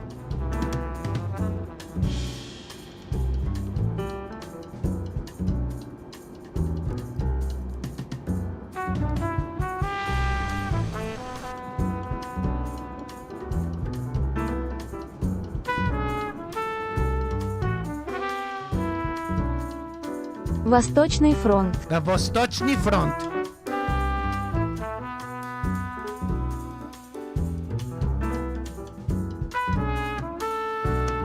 You guys enjoying this show so far? Survive the first wave, then become vegan.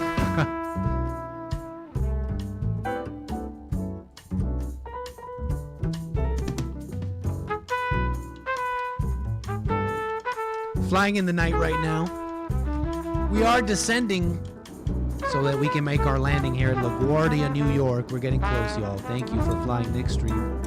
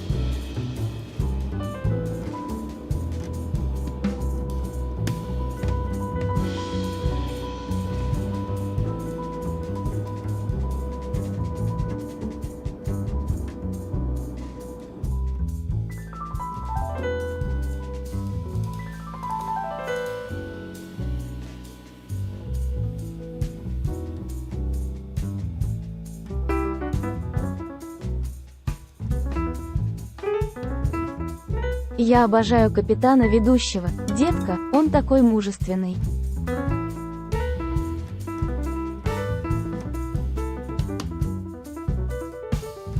Обожаю капитана Николаса, он такой мужественный. Обожаю капитана Николаса, он такой мужественный.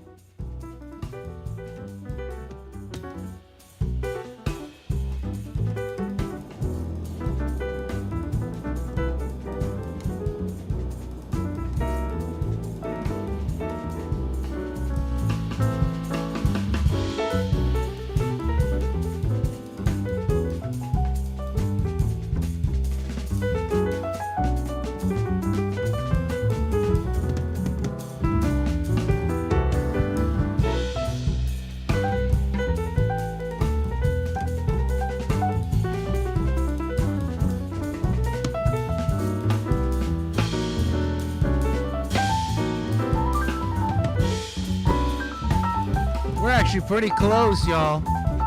We are descending perfectly here.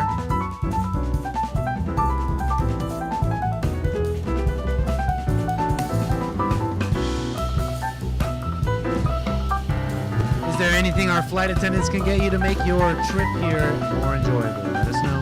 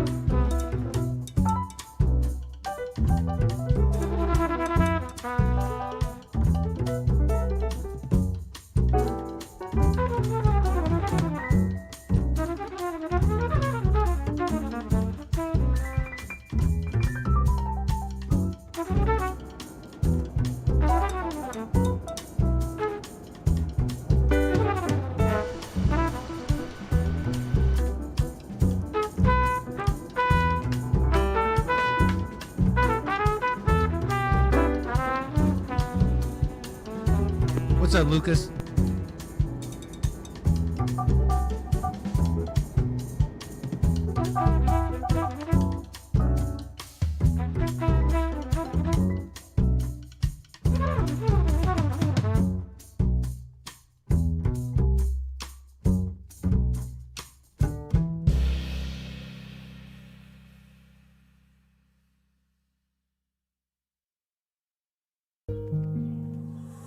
Tony.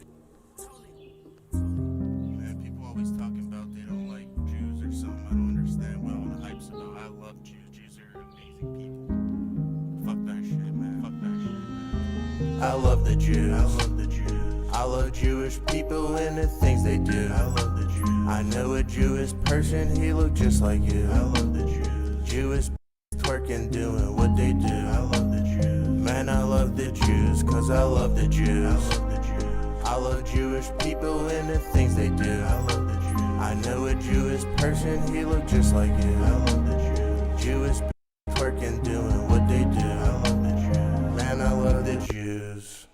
I'ma keep it goy, them Jewish niggas is my boys. And use a schlep if you is talking all that different noise. I grabbed the We're gonna stop with all the hate, y'all. At first I was annoyed, but you keep it real and turn that top and spin me up with joy.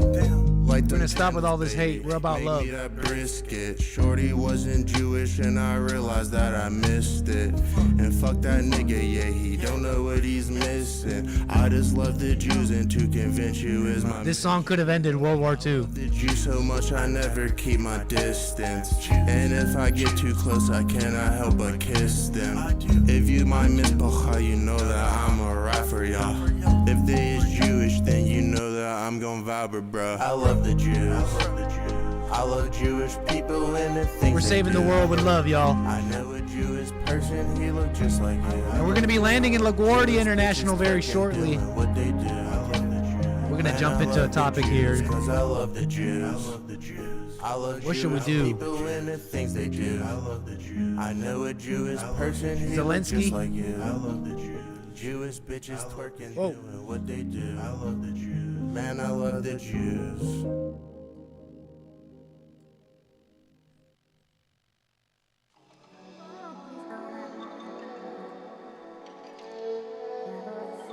You see this Masterson stuff? Danny Masterson? You know about Danny Masterson? He was Hyde in that 70s show. Recently got convicted. Two rape charges. Facing 30 years in prison. He is, last I read, an inmate in a California prison.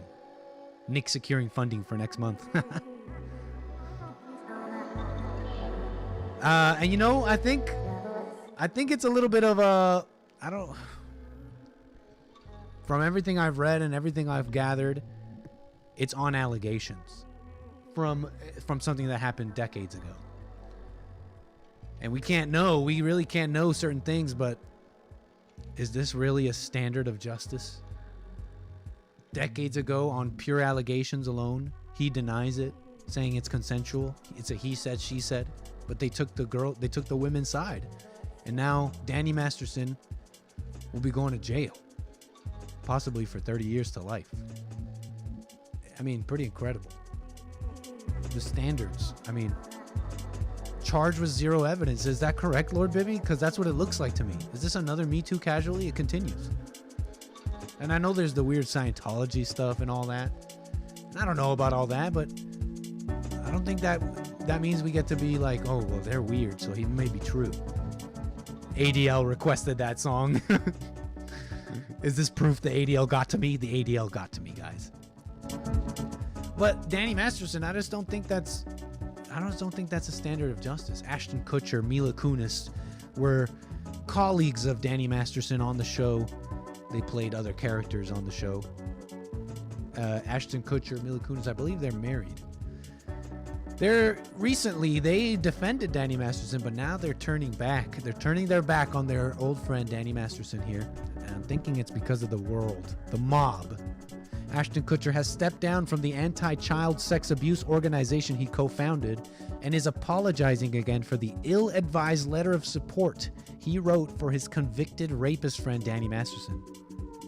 You got that? People turned. All these people probably said he was the greatest guy until this came out. In a letter to the organization Thorn, Kutcher said the letters that he and his wife Mila Kunis wrote were an error in judgment. And this is a response from Ashton. Victims of sexual abuse have been historically silenced, and the character statement I submitted is yet another painful instance of questioning victims who are brave enough to share their experience. See, this is just the real pernicious stuff coming out of this. Because you can fight about this or that detail. Did he really do it or did he not? But if people are responding with this language, that for me is everything. I don't care who did what. That doesn't make any sense. That's not logical. Your letter as a character statement for Danny Masterson has nothing to do with being another painful instance of questioning victims, aka he's saying you can't question victims. That's not a logical statement, Ashton Kutcher. It's also not manly. It's also evil, and you are skirting your responsibility here, and your responsibility to the truth as a person, as a man. And this is like basic stuff. This is like basic truths. Maybe you want to take back your character statement for Danny Masterson. Fine, that's one thing. But you don't have to go here and lie and come on. You got to know you're lying, man. You don't have to go to the world and then go. You don't have to go 180 and then lie and say that it's painful to question victims who are brave enough to share their experience.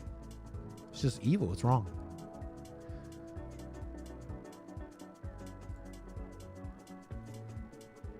Society6 has wall art, home decor, and more. That's an ad. I don't want to play that. I have ad block.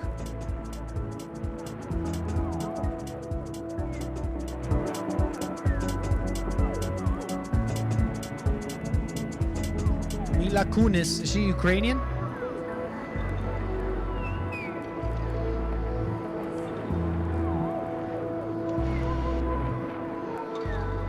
We got footage apparently.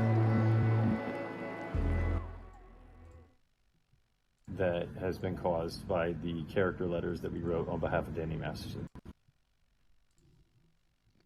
We are Play the video. aware of the Come on, Daily Mail. We are aware of the pain that has been caused by the character letters that we wrote on behalf of Danny Masterson. We support victims. We have done this historically through our work and will continue to do. Bleh, no way, dude. You are showing to the world that she's leading the way, Ashton. There's no way you believe what you're saying. So, our work and will continue to do so in the future.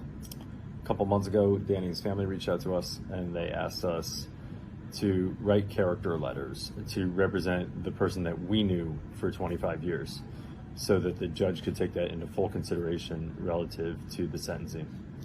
The letters were not written to question the legitimacy of the judicial system or the validity of the jury's ruling. They were intended for the judge to read. Are they reading? Doesn't it sound like they're reading a script here? Like if you're gonna go out and do like a character statement for your friend Danny Masterson, you're gonna go out there and be like, "No, he's a good guy. What's going on?" Obviously, you're not like this. You're not like this. You're obviously thinking. You're thinking clearly and lucidly, and you're saying, "Well, I don't necessarily believe that. I don't know what's gonna happen with the case. Maybe this is the minimum." You're at minimum saying that you just want to say, "Hey, this guy was a good guy as far as I know." To turn around and do this, it means like, it sounds like someone who got to you. That's what I'm thinking. Who told you to say this? What pressure got to them? Because it had to be pressure. It's not like they did that by mistake. They didn't give in their character statement as a mistake. They were lucidly thinking. And now they're saying this. It sounds like a script. It sounds like they're speaking, like reading a script. It's crazy. Judicial system or the validity of the Or jury's the validity. ruling. She sounds like she's doing an ad read. She sounds like she's doing a commercial read. Full consideration relative to the sentencing. The letters were not written to question the legitimacy of the judicial system or the validity of the jury's ruling. They were intended. Ozempic is not meant to be used for people who are total complete lard A's or with people who have heart conditions. You know what I mean? Like Intended for the judge to read, and not to undermine the testimony of the victims or re-traumatize them in any way. We would never want to do that. Why not? And we're sorry if that has taken place. Our heart goes out to every single person who's ever been a victim of sexual assault, sexual abuse, or rape. Who got the call? Ashton Kutcher, Mila Kunis got the call. Lord. I mean, when you see this stuff, there's no convincing people. You just tell them the truth. They have to forgive. They have to turn away from their evil lives and their evil thoughts. And then you tell them the truth and then be on your way, because the Bible says the path to you know, the way to destruction is wide. Most people are going to take it. So incredible. What's up, Karen Williams?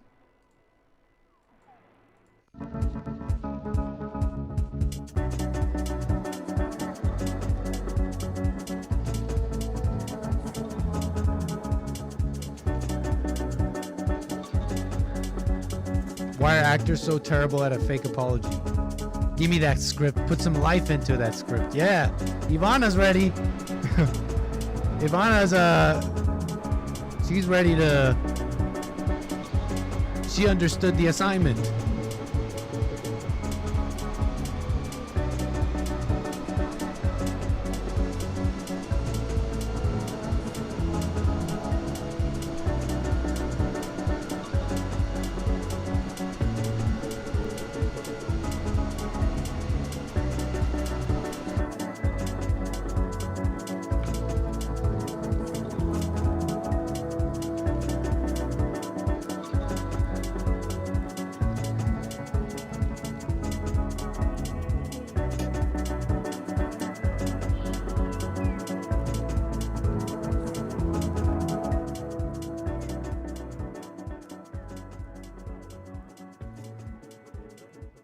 All right, y'all, kick back. Your pilot's got to take a little break, a little bathroom break here, and then we're going to get ready for the landing here. Thank you.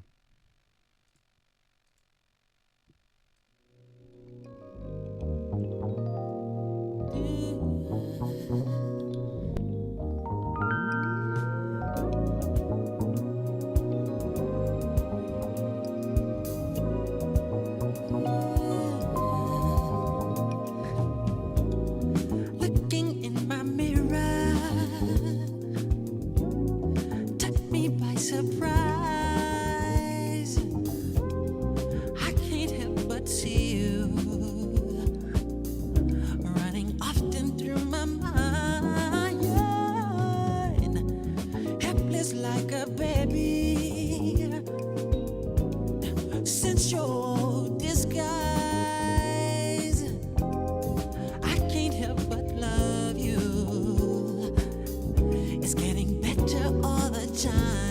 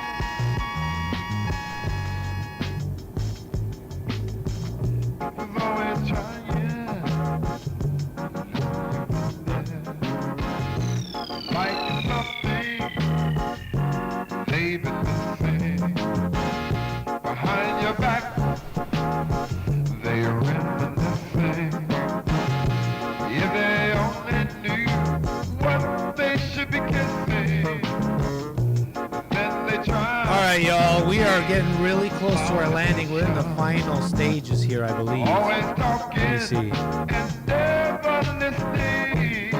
Just making sure we met all our requirements here to have that smooth landing. I hope you're enjoying the show. You know, A bunch of you have been trying to call in. A whole bunch of you. And I've had the lines muted this whole time. 760-515-3855 if you want to jump on the line there. We'll see if we can take some few calls here as we land the plane. See if you guys still want to, if you still want to jump on there.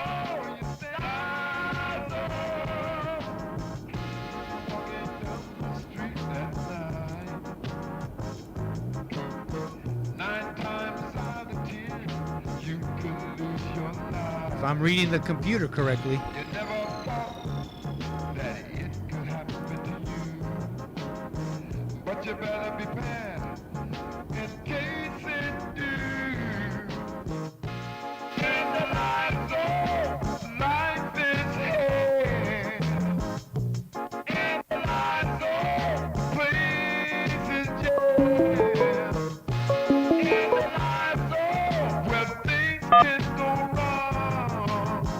Caller, I got you on the air. Your name and where are you calling from?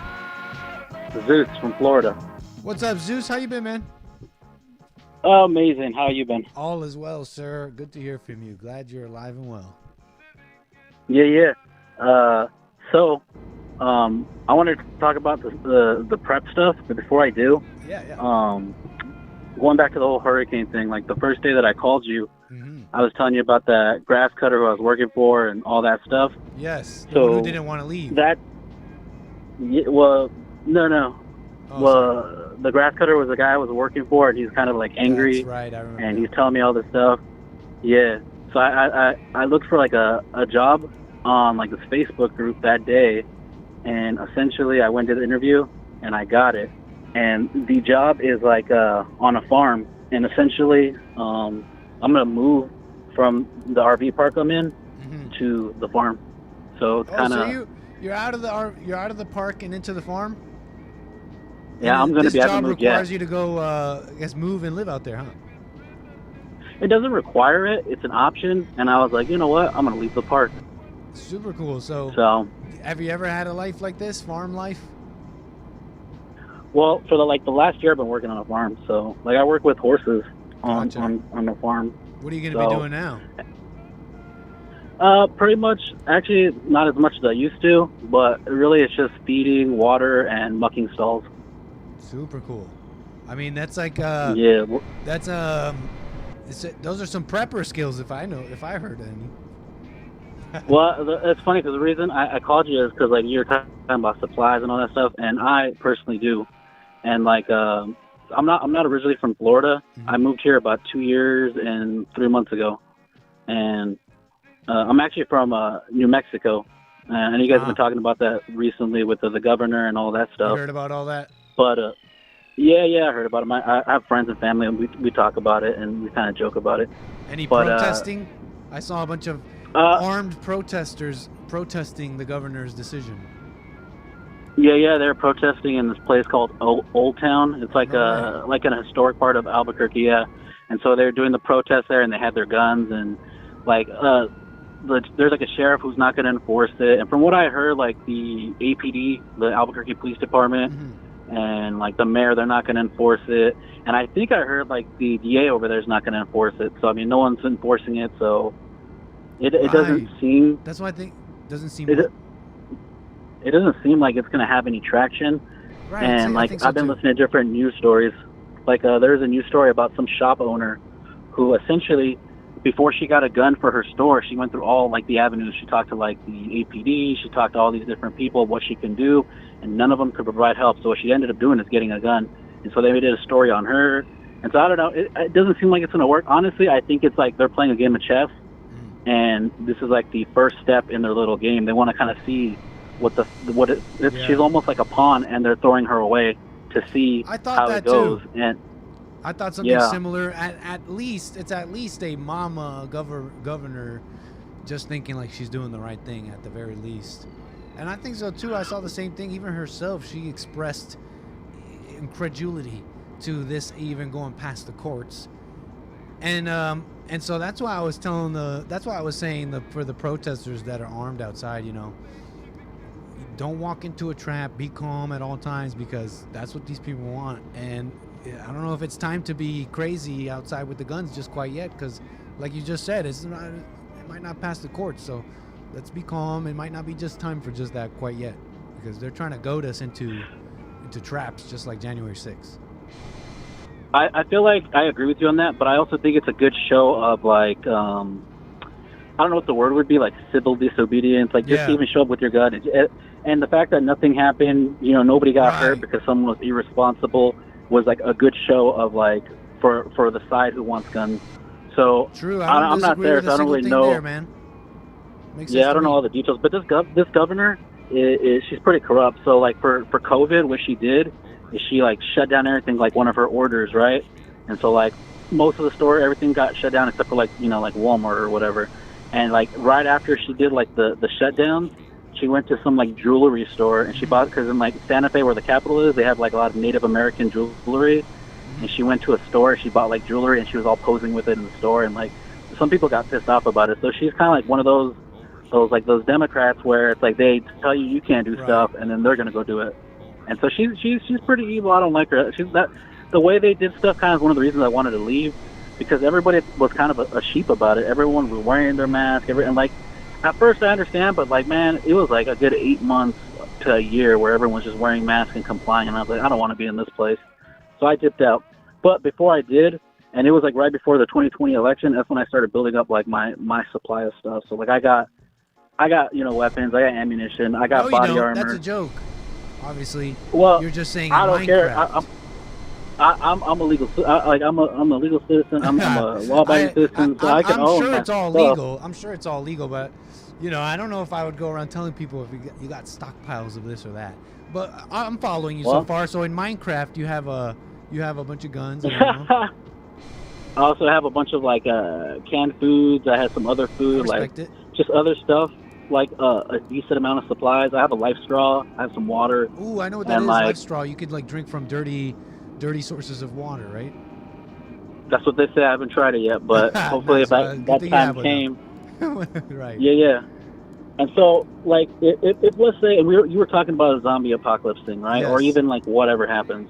Like my strategy is I'm not gonna go out there. Like once stuff hits the fan, I'm not gonna go out there and do anything. I'm gonna sit here in my spot, hunker down for as long as my supplies will hold.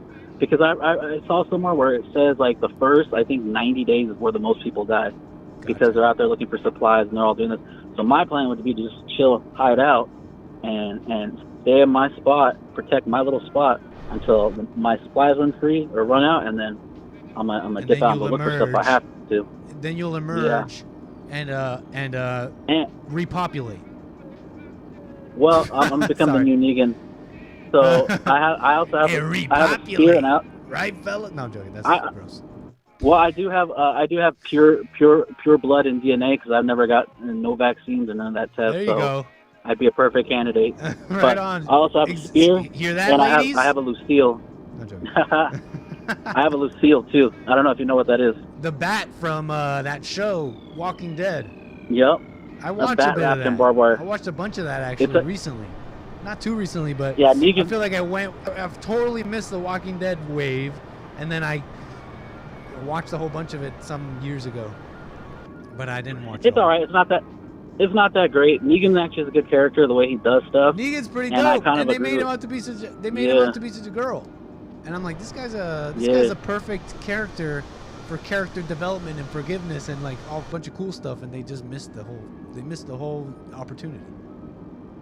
Yeah, I haven't watched a show in forever, but when I did watch a show, that guy was the man. That's why I got that bat. And I don't know, that would just be my strategy: just hold down the fort where I'm at, and just wait and see what happens. And I don't know, and it's interesting because now I'm gonna be going to this farm, and so it's gonna be a whole different environment because it won't just be me; it'll be the other people that live there. So I don't know, who knows, right? But I'm not nervous. I'm just kind of.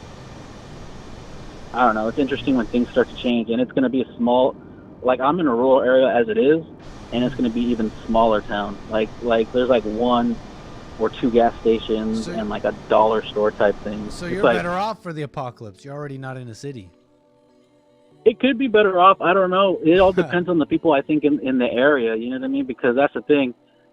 since it's being rural, there's going to be more people out there who are of the prepper mindset. So there either is going to be people who I can form like alliances with, or there's going to be competition, and it really all depends on how those people operate. Because I was trying to scope out the area, and one thing I did notice, and I don't think this is a red flag or anything bad, but what I did notice is a lot of Confederate flags on my way out there, and I don't personally think it's bad. I'm not saying anything, but I'm just saying that they're more of like, I think more of survivalist type. So there will be other people out there, and I think that's sure. One thing when you watch The Walking Dead, a lot of it becomes less about the zombies and more about the people that survive. Yeah. And like fighting for supplies, and in reality, in that show, I think what is highlighted is that in reality, the zombies aren't really the dangerous thing. It's other people that have survived. So that's, I think, something to think about for anyone who's like thinking about that kind of stuff.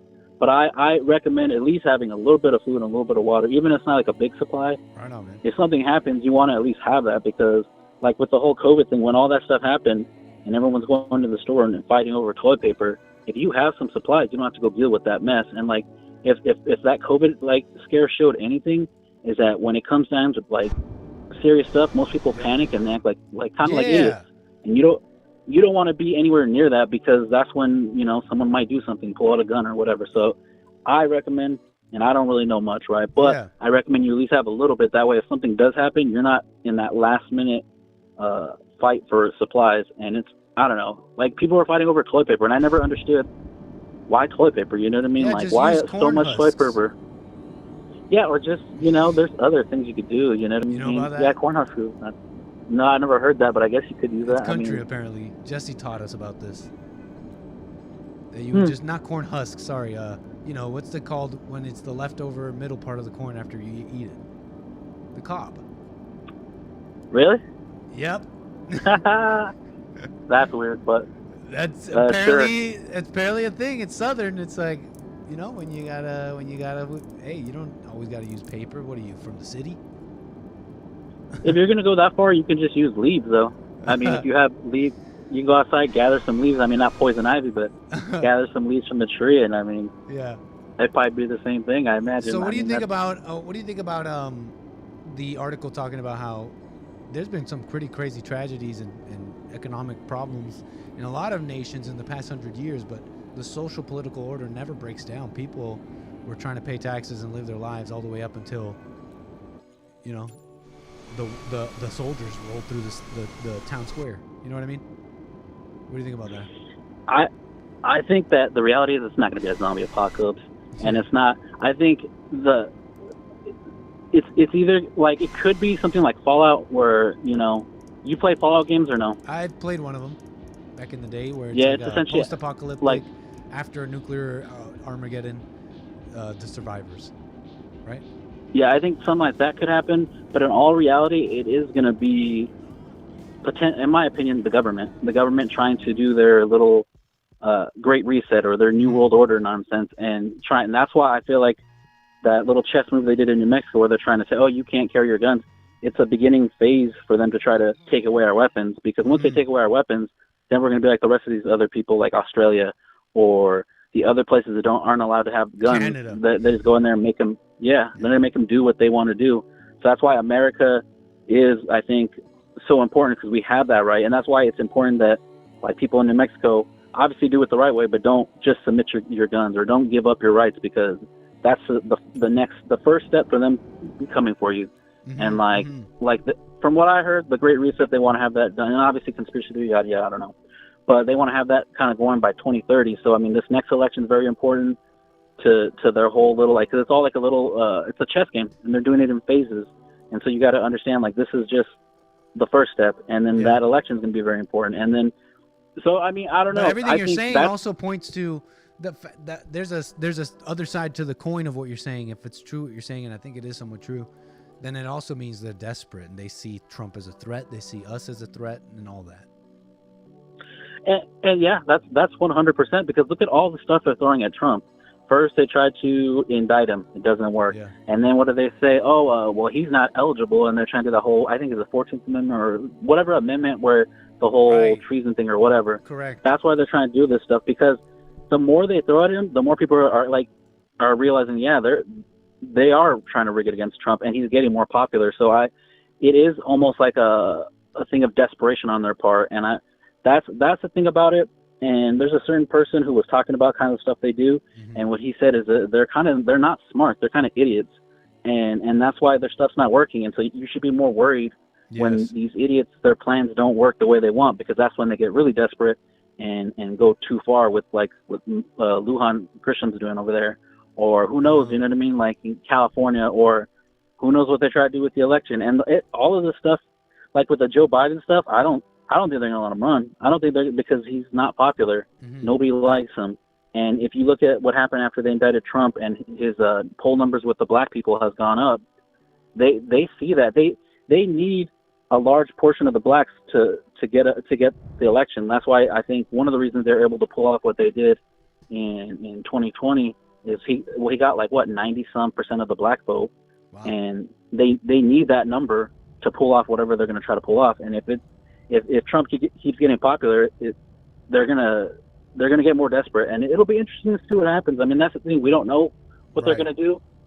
All we can do is just keep living our lives, do our best, and work on ourselves, because at the end of the day, that's the only thing that matters. And I think Jesse says this, and I believe it too, is like, it doesn't really matter, because good has already won. Like, God has already made it to where good has won. We're just waiting to see how it all unfolds. Like, so it all really doesn't matter. You might also just let go of worrying or trying to control, because in the end, we've already won. The battle has already been won. There's no point even really worrying about it. We're just, I don't know, playing out the story, I guess.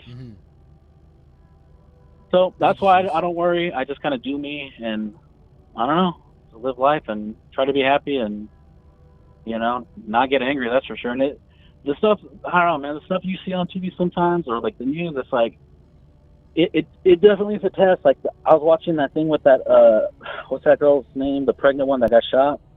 I forget her name too. The black one? I think 𝒂𝒏 Young. Young.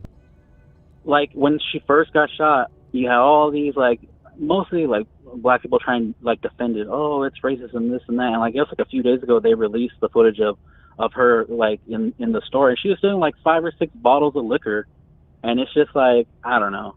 That stuff is, like, and then the funny thing is, when you hear, you see, like, we see what it is, and people, it's never a full, like, good telling of the story. But then they still try to defend it and be like, it's like, why defend it? This girl is obviously doing something wrong.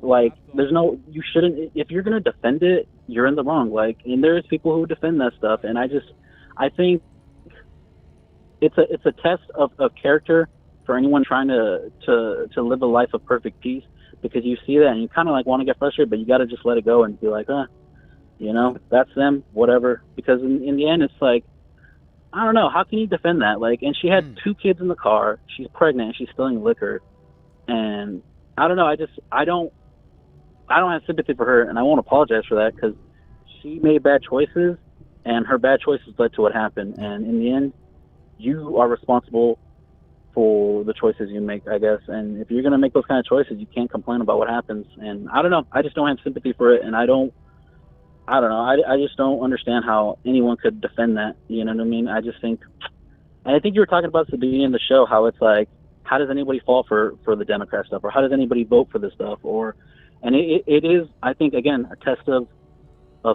your peace. Like, you see all these people doing this stuff, and it's like, the only thing you can really do is not get angry about it, because and it should be the easiest thing once you understand. That's what I was trying to describe, because there's a lot of people who I hear incredulous and wondering and what the heck, and sometimes even like these stupid people, and not really understanding, when really, like you said, you can't get angry at them, and it should be the easiest thing. It shouldn't even be a second thought to not get angry at them, because you totally understand that, it's not about someone didn't, don't you know that Democrats lie about acts, and the Inflation Reduction Act is not it, and Brandon Johnson is a communist liar? Don't you know about W.B. Du Bois and Booker T. Washington? It's like, none of that's gonna work.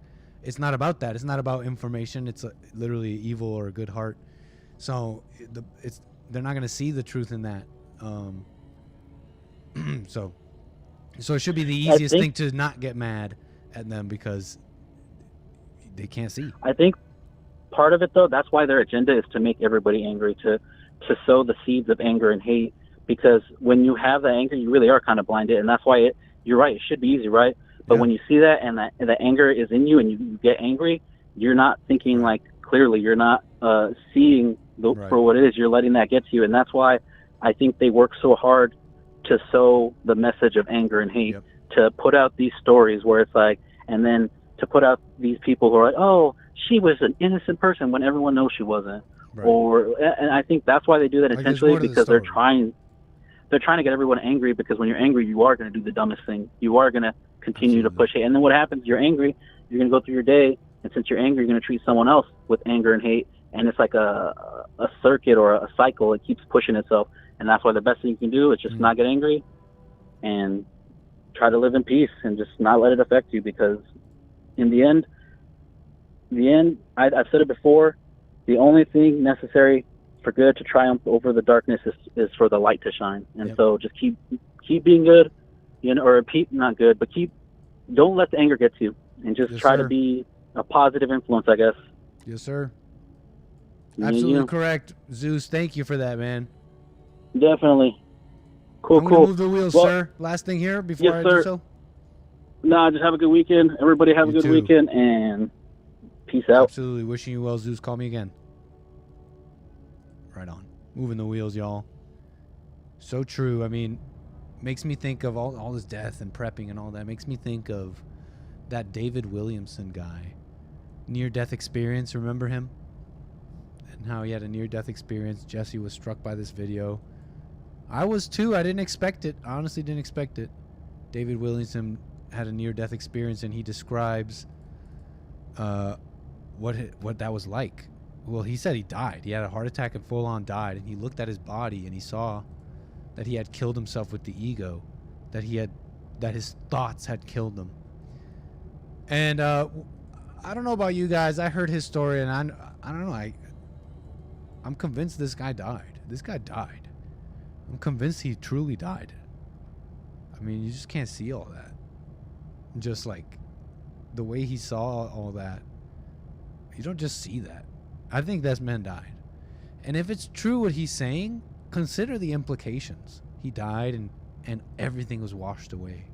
He could see that in his ego in his body there used to be what was an ego, and that the thoughts had killed him, but that also he was the light. He saw that he was the light, and in his death he was washed, and there was pure joy and love in the void, and he was finally free. And he saw how he came to arrive to his position in death, but now past it was free. And it was the connection to a person's emotions that brought him back to the world of the living. And his experience with the void made his experience in the living a little more difficult. And if you got to consider the implications here, if this is true, y'all, then we should not be afraid of death at all.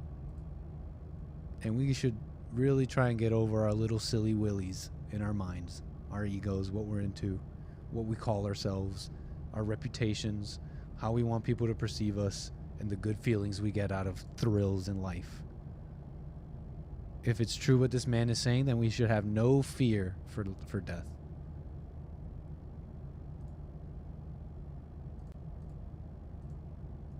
I got a caller here. Your name and where are you calling from? What's up, Nick? What's up, Art? How you been, man? I'm alright. How you doing? All is well, sir. Hey, shout out to the 80s babies or whatnot. And all the baby, the 90s babies and the 2000 babies and the 2010 babies and the 2020 babies. And shout out to all my what's the word I'm using? Not my ancestors, but my elders. Shout out to the elders or whatnot. All due respect or whatnot to them or whatnot. And I hate to say it, I love the libtards and I gotta love them or whatnot. I might not respect them, but I gotta love them or whatnot. And that's that. But real quick, I say that shout out to the 80s babies because like our generation was the last little generation where the movies and stuff you could say certain things in the movies or whatnot, make jokes about gays, the feminists, the liberals. I was watching one of them Eddie Murphy movies or whatnot, where he helped the detective find somebody who was trying to, like, a robber or something, and the white dude was an actor, and he called Eddie Murphy the N-word, and I was tripping out. I'm like, he called the white dude called him the N-word in the movie, and I got to thinking about it. I'm like, first of all, it's a movie. Second of all, I had to remember what time it was, and in them times, you know what I mean, that word and stuff. I mean, it was. And he uses like he says the whole word. Yeah, he said the whole word for sure. He said like 3 times in the movie. It's a white. I forgot what the name was called. I was just watching the other day. It came out in like the early '80s or whatnot, and they made 2 of the movies. But it was the white dude was a cop, and Eddie Murphy, he came and got Eddie Murphy out of the jail or whatnot. He called him the N-word type of thing. No. And I was thinking like dang or whatnot. I had to think about. I'm like, this is the '80s, so they weren't really tripping on the language and stuff like that, but it was a movie, so we get it, you know what I mean? And these movies nowadays or whatnot, this generation of kids nowadays, man, you can't say nothing to them. They raised by mama, they got feminine energy or whatnot, and they just messing up the music, the movies, the workplace. You gotta watch what you say to the females in the workplace, because they screaming sexual harassment when the whole time they know they want Artie Art to holler at them and talk that stuff to them. You know what I mean? I ain't saying I'm going in there grabbing them on their butt and doing as my main man Trump would say, grabbing them by that BJ or whatnot. But dang or whatnot. I mean, which was consensual. That was consensual. Yeah, he was preaching consent. They let you do it. He said. Yeah, and that's what I'm saying. Like, he cool. Like, I'm not. He can do that. Like, it's consensual. That's consensual. No, I'm just saying, Artie Art ain't going into work doing that. You see what I'm saying? Even, you know what I mean? I'm saying just like, talking that stuff to the females, giving them attention, but in the same time, actually sexually harassing them and unconsensually grabbing them by their BJ. I'm saying unconsensually, like just being aggressive with it. I'm saying I'm not doing that. You see what I'm saying? But I'm giving them that little attention. But nowadays you can't really do that or whatnot, because you'll be done lost your job because somebody get offended by something you say or something you do or whatnot. And I just go to say this is because I be clowning about Frederica or whatnot. He cool or whatnot. He a live card or whatnot. I be shooting my little jokes or whatnot, but I don't really got no problem with him or whatnot. He's basically I'm not calling him a devil, but I'm using this as now. It's the devil that I know. If a person tells me that they a devil, I'm gonna take them for what they say. I'm not gonna be like, oh, he's not no devil or whatnot. I know he think he's an Egyptian, which I think he full of stuff on that. I know where he stands on stuff. You know what I mean? Just like I said, he might be a libtard, but I really don't got no problem with him or whatnot. I just be just like I said, I'm 80s baby. I be shooting my jokes. Lucas Duke is in the chat. Yeah, Lucas Dukas or whatnot. I see you guys in the chat. He got them hangs on or whatnot, looking like the America's Next Top Model or whatnot. I'm about to go get me some hangs because I need some of them hangs or whatnot, And that's just how we was in the 80s. You know what I mean? That's how we was in the 80s or whatnot. 80s babies. We sitting at the lunch table in school. We all at the table clowning, having a good time, making jokes, ripping front pockets. Yeah, ripping front pockets and whatnot, bro. And even then, it's just a little ribbon. You look silly with the front pocket. Yeah, hey, we literally wasn't ripping. We might grab it. We wouldn't disrespect nobody and actually rip their pocket. We'd probably grab it or something. We wouldn't rip that mug. Literally, we ain't gonna disrespect you like that unless That's you funny, really though. was like, yeah. But I'm just shooting jokes. I'm in your chat basically. I'm basically like your DJ. I'm just in the chat keeping the chat room hype. That's all I'm doing. I ain't got no problem with nobody or whatnot. You know what I mean? Just like I said a while ago, if you a liberal or you like AOC and you talking that non-American, American hating nonsense, I'm a combat you. I'm gonna go against you because I love America. I've had no complaints from our lovely flight attendants. I've had no complaints. Yeah. They but say I ain't got no. that you're a charmer and you tip well. You tip. For You're supposed to tip they used to tip flight attendants. You already got it, but that's all I wanted to say or whatnot. I'm cool with everybody or whatnot. Respect. I just be playing or whatnot, talking my little stuff, trying to get my little jokes off or whatnot, respectfully. All right, man. Thanks you keep for up keeping the good work. the friendly vibe on Nick's stream here. We're all enjoying the flight. I hope so. Thank you for that. You already know. I'll catch y'all later, man. Thank you, Nick, for having me. Shout out to the chat and everybody. Lord Bibby, throw me a couple of them beers. I'll catch y'all later. And we Call me with again, Trump. sir. Bye. Moving the wheels. All right, y'all. We're pretty much landing. Okay, so kick back a little bit here as we get prepared here because we're very, very, very close. Okay, y'all? So thank you. We'll be landing in LaGuardia very shortly. International, Queens, New York. Thank you.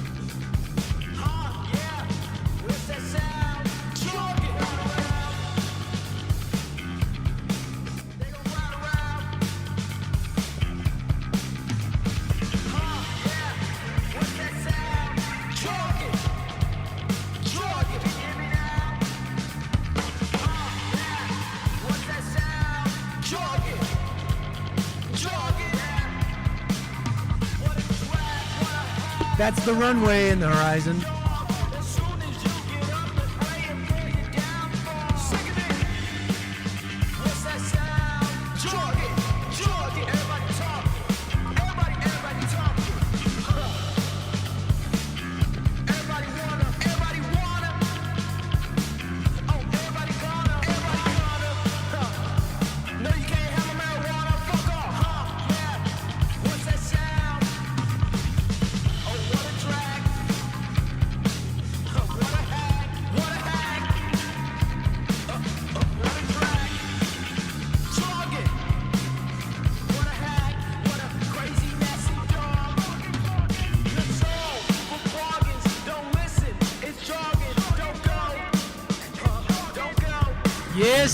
Yes, y'all. I hope you've been enjoying the show. We'll be landing shortly.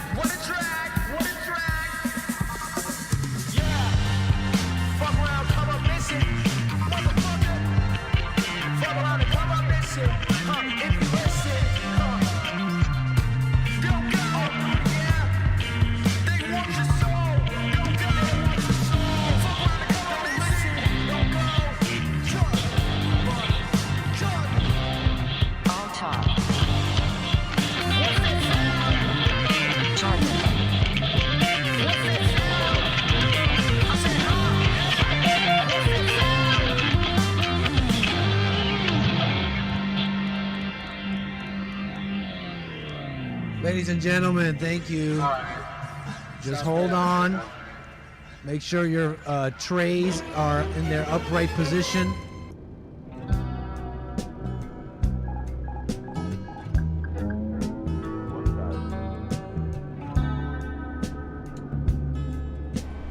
Landing gear down. Beautiful.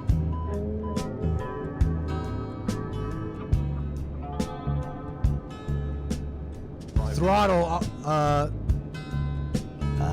say, see you later.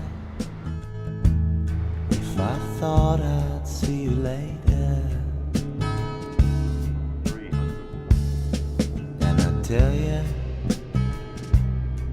that I loved you. If I did.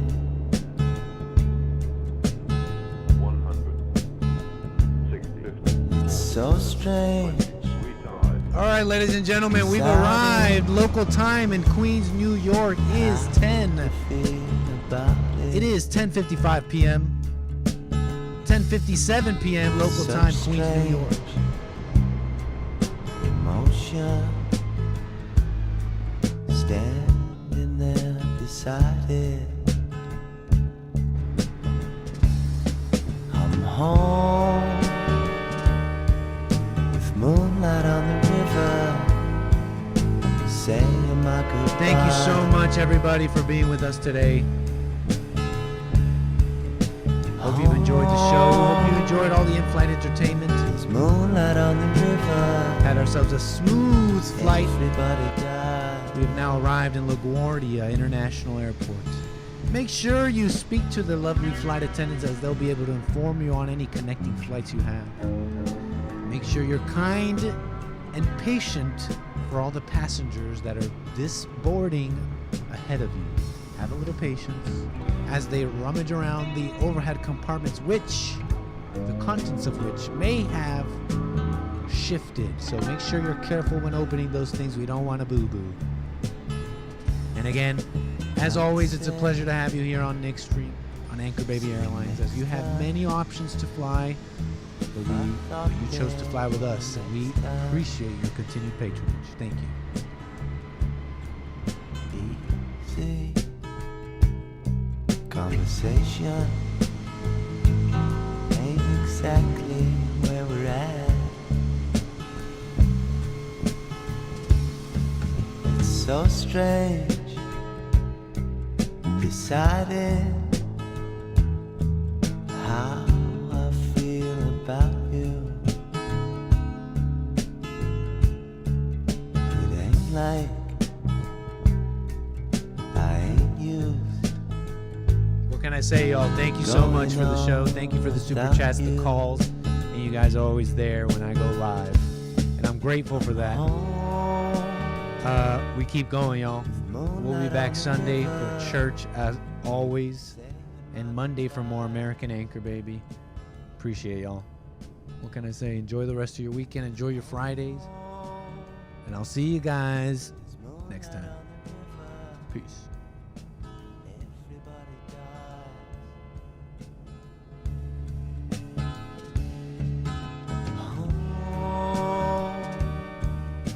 Moonlight on the river, saying my goodbye.